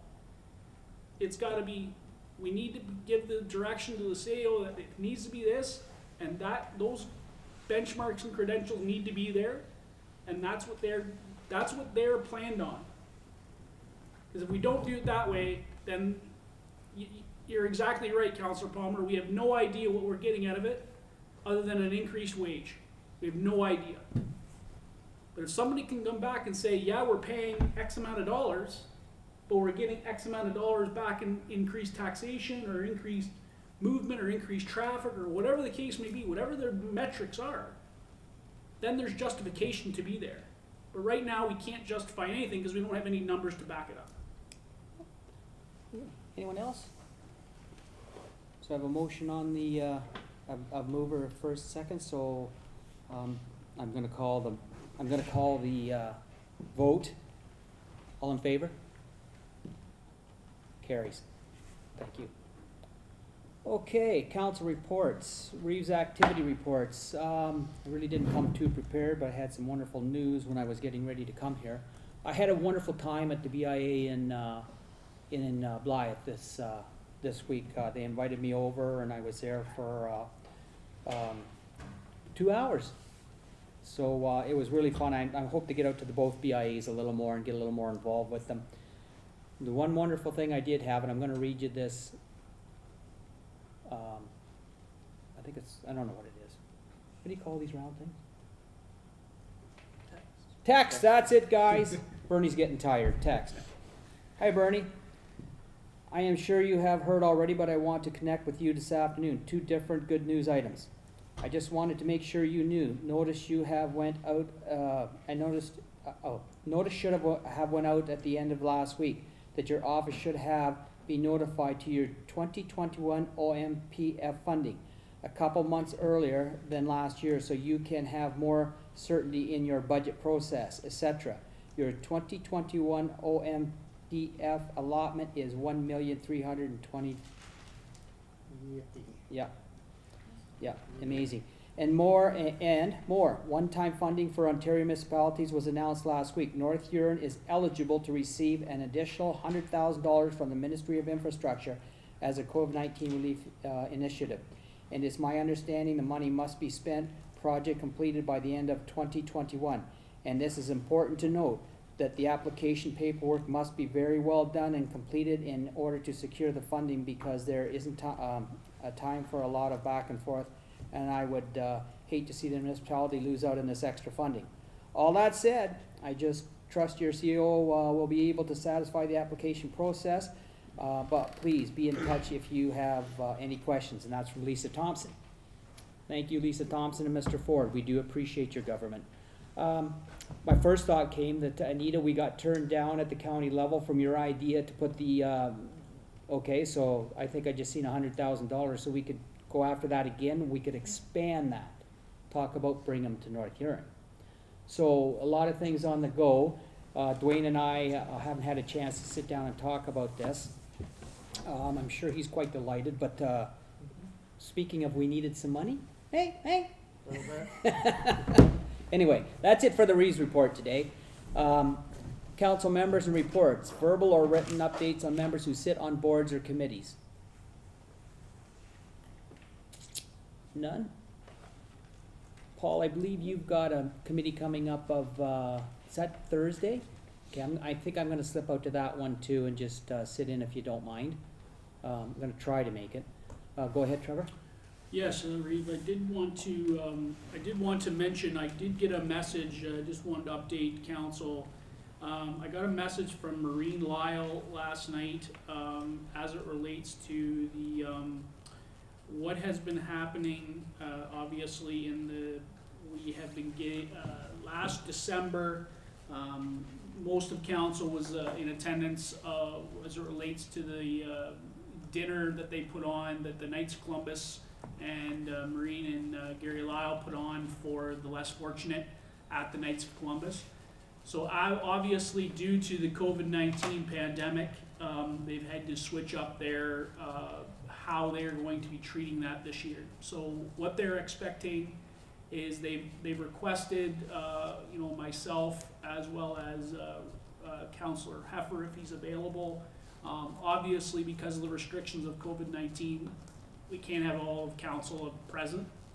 So what they're doing is it's actually a takeout meal, physically similar to what the I think the Blythe Community Center board did with the chicken and that stuff. The Susan Doig is from the Knights of Columbus is preparing that.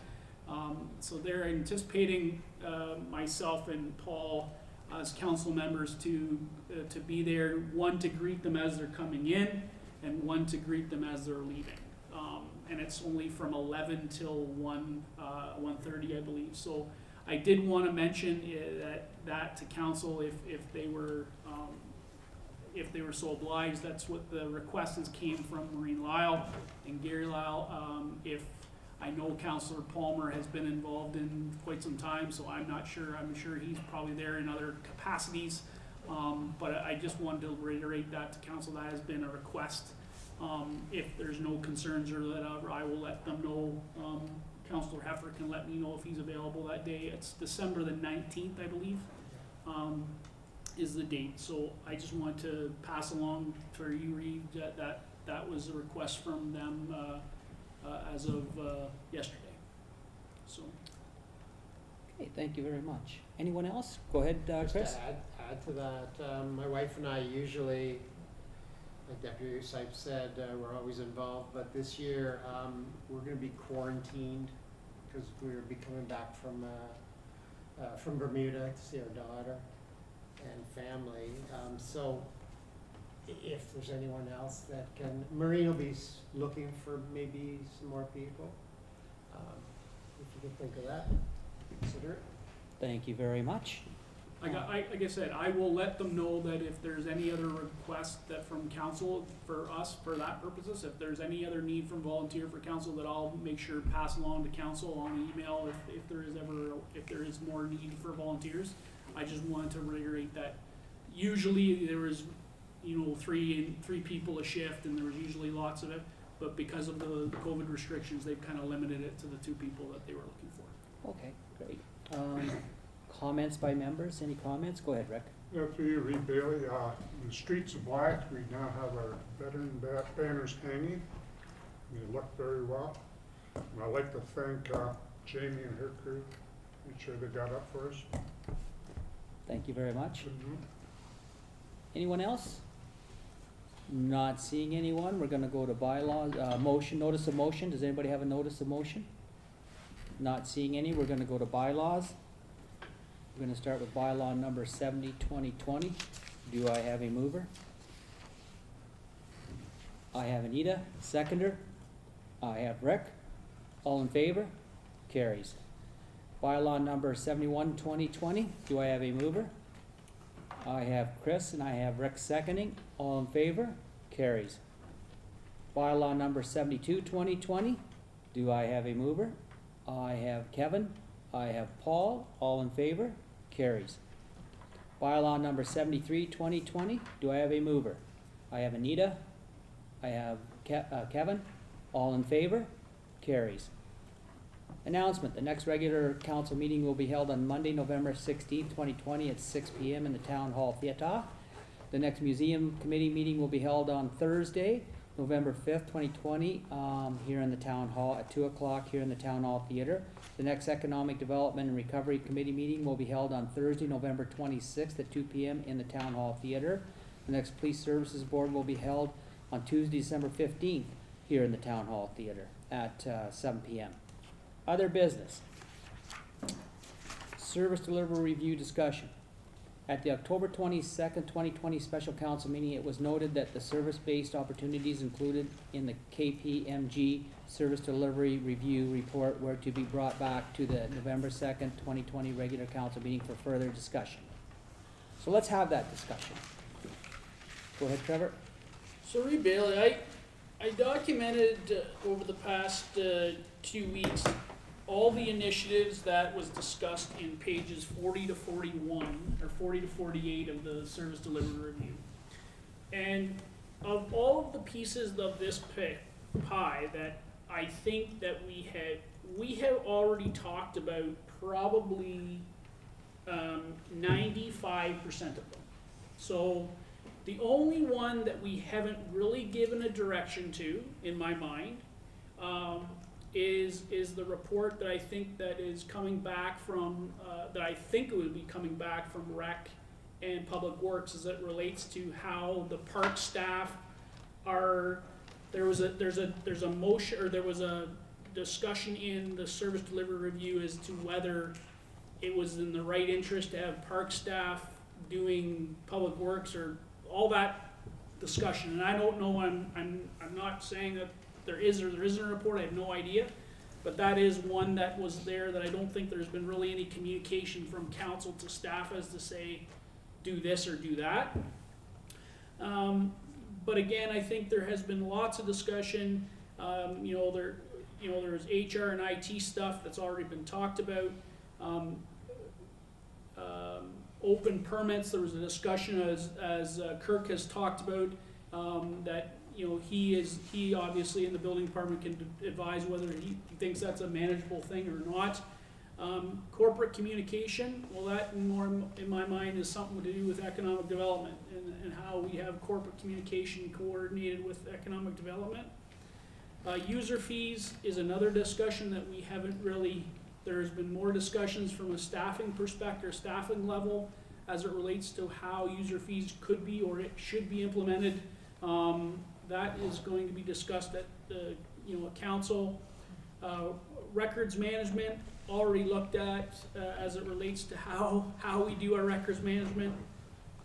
Airport, museum, and the Wingham Trailer Park, all of those things have already been given some type of direction on where we're going with those pieces of assets. I know there's a special events discussion that has been, I know the director of Rec has been already talking about a manual of special events, so I think that has already been in the perspective. The one thing that I think has not been communicated anywhere in this, and that we as council have not decided on, is what we are going to do with the Blythe campground.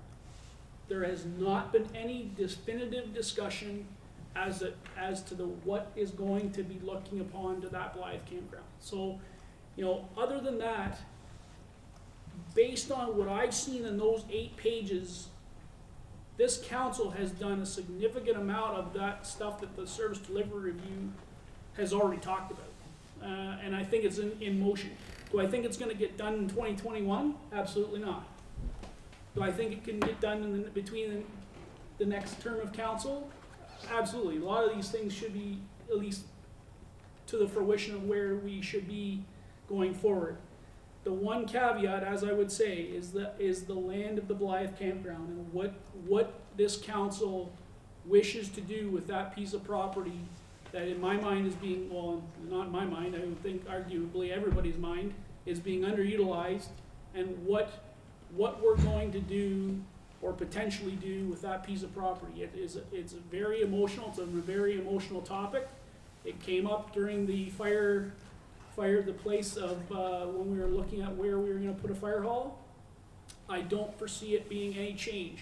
I don't see the emotion going away anytime soon. So I think ultimately it's not a decision we need to make today, but I think ultimately from my service delivery review, from what I read, 95% of the stuff that we are already talking about, we've already been talking about, and it just reiterated the fact, the service delivery review, that we are on the right track, as I talked about before. But there's that one, the Blythe campground, I think is still the matzo ball out there that we have not made a decision, And I think at some point within the next year to 2 years before this council wraps up, we need to either decide that whether we're gonna make that decision or we're gonna pass that decision on to the next council when that sole changes comes. Thank you. The BIA member would like to speak to that, Kevin Faulkner, but did you want to speak to that first, Dwayne? Thanks, Your Worship. So I don't know, there had been some staff discussions regarding this. And just in terms of, so as council is aware that we're moving forward, issuing a request for proposal for the recreation master plan.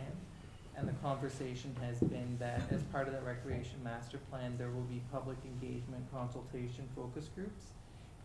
And the thought, at a staff level is as part of that RFP to incorporate that discussion regarding the campground as part of the overall recreation master plan. That's been the conversation, certainly at a staff level. I do know in terms of, it has been discussed at the Blythe BA meetings, and perhaps Council Faulkner and or yourself would like to speak to that. But I do know there's interest on the part of the Blythe BA as well in terms of building on Deputy Reeves' comments in terms of, what's the future for that campground. Thank you, Dwayne. Okay, Kevin, go ahead. Thank you, Reed. Was under the understanding that there was a request come through from the Blythe BIA, kind of in association with the future usage. It's the festivals wanting to use portions of the property down below, but I believe there was a request from the BIA to establish a committee of council, a campground.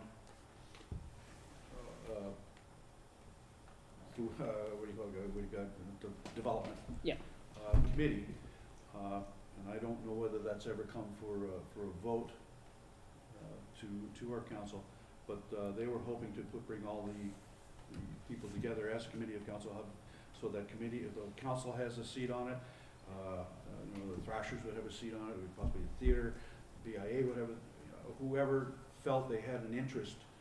The Lions Club, the Legion, where all have properties on there, and have the rec department has the baseball diamonds all connected in with that, to kind of come to spearhead to some kind of an idea of what as a group would be accessible or acceptable, and what it would be possible.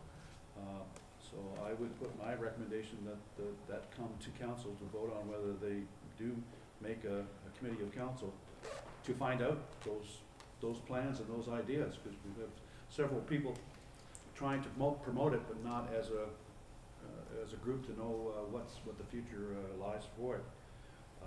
We all know something has to be done with it. The groups that use it know something has to be done with it. But until we, as you say, if it does come to a committee of council, then we will have that portion of the knowledge base coming back to this council. Thank you, and I'll follow up with what Kevin said, because yes, I've been involved with the BIA and David Sparling and I have been talking back and forth on this. We have just given permission to the theater to use a lot of the campground, so next year is going to be a going concern. We also have to look at the campground. We didn't need two. We've said this about arenas and everything else, but I think we do need one, and I think there's opportunity there. I'm not much for. I think we have opportunity there, and I think you have the right people in place to make that opportunity work. And I agree with Kevin that whether it's a committee of council, we are looking at streamlining that a little bit, and I forget the proper terminology for it. Charrette would be, so, Go ahead. just for council's context, so I believe it was CAO, the Director of Recreation, myself, Reeve Bailey, and I believe the planner for the county all met with Chair Sparling to see kind of what options were available out there. And where we landed was, as Dwayne mentioned, was the public consultation piece, to incorporate it more into that, because there was concern both from the BIA perspective and North Huron perspective that we might be duplicating the work, right? So you bring all those people together and then they recommend one thing, but then the consultants are doing something else and they're investigating and they might have a different recommendation. or we get together and have a short-term use for the property and it doesn't necessarily align with the long-term picture. So where we ended up after that meeting was, as Dwayne alluded to, is you build that public consultation piece specifically related to the campground, bring in all the different entities, whether it's the festival, whether it's the BIAs, whether it's the township, and anyone with an interest, and incorporated that into a longer term picture of what that should look like, as opposed to kind of two entities potentially duplicating the work. And that's kind of the reason why that hasn't came forward. So I'm not sure if that provides any clarity at all. Yes, we'd like Vicky to talk to it. To your worship, and further to Mr. Lamb's comments there and things, that was exactly what happened, and the decision was that would be incorporated into the recreation master plan. Councillor Faulkner is probably thinking, when is that going to be released? The workload has been quite heavy this year and things. However, I can tell you 100% it will be released tomorrow. And so it will be going out. I'm looking at bringing in a report then on the submissions for the end of November and things. But that was the idea. So the RFP has been prepared, in which it would allow for what has been deemed as a special interest group focus group session, and that would allow for the members of the public that are interested, whether it be the Threshers, the BIA, the festival, to come together and meet with the consultant to discuss that particular property. Thank you very much. Appreciate that, Vicky. So, so further to the conversations we're having, that one started now too. And we're gonna participate in it, and we're gonna be part of it, and we're gonna make it work. Because it's right there begging us to make it work, and now we've got the theater that needs to use it. We have a daycare center we need in Blythe, as Kevin has pointed out. We're working on that too. So we've got all this coming together, but instead of doing, as she said, the consultants, and then the thrashers, and then the fire guys, and then these guys, we're gonna bring you all on a big table and sit down, and we're gonna start putting a path forward. As Deputy Reeve Sykes says, we're gonna benchmark. We're not just gonna have meeting after meeting after meeting. You guys know how I hate that. So we'll benchmark and we'll move it along. Okay, but I have to agree with Deputy Reeve Sykes. We pretty well ticked it all off while we were shooting along. And it's really nice for the staff to know that all of a sudden we're not gonna turn left on you and go down 40 different, because they pretty well put down what we're working on. And we weren't working together on it. So many times you see that somebody will come into a company and then they'll just turn everything left on the staff, and the staff's going, but we've worked years on this and we're almost at the end, and the consultant doesn't care. Anyway, anyone else? Go ahead, Paul. Yes, through you, Reeve. I just wondering, I may have missed something here on number 41, page 41, it was talking about HR. And it's come to my realization that we have a person that's doing a bit of part-time of HR in our works. She works at the daycare or something. I just wondered, something like that, along with our CEO doing it, could that do the HR work? Like maybe she needs some update, things she has to say. It's just a thought, because I know there's, through this COVID, there's some things that are maybe slacking down a bit, but where we could turn that in and throw that, try that. It's just a thought out there I've been thinking about over the last couple of weeks. Thanks. Did you want to speak to that, Dwayne? No, Okay. I mean, just in terms of, so we do have an individual on staff who has time, who has a human resource certificate, and I've had that conversation with that individual in terms of whether they'd be available and or interested in assisting us from an HR perspective about 1 day a week. So the individual has expressed an interest, but in terms of bringing them into our fold, in terms of our town hall, we have to figure out our staffing. Our numbers, we brought in a records management person who's with us until July, and we have another person who's helping us on the building department side in terms of some records work as well there.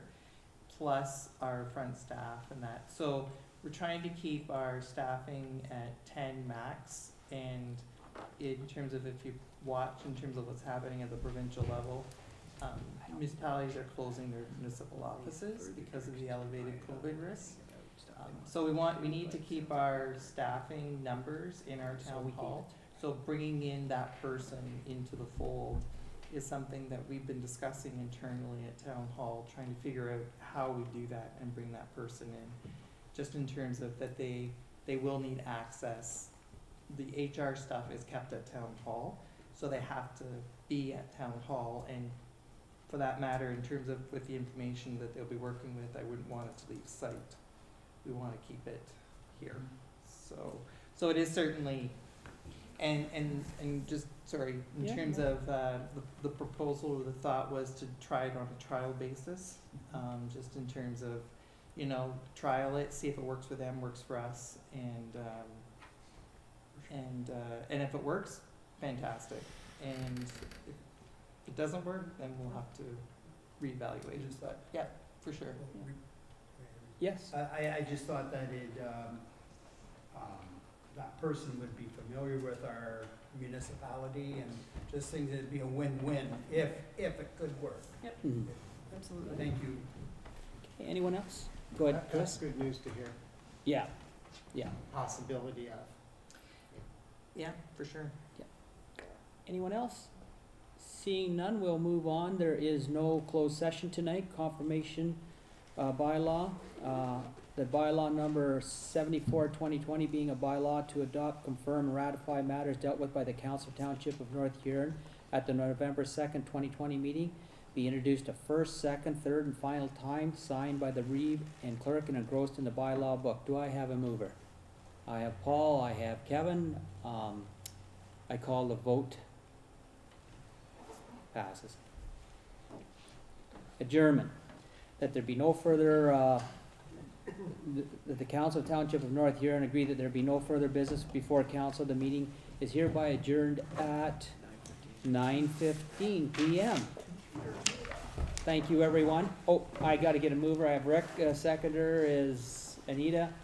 Everybody put your hand up.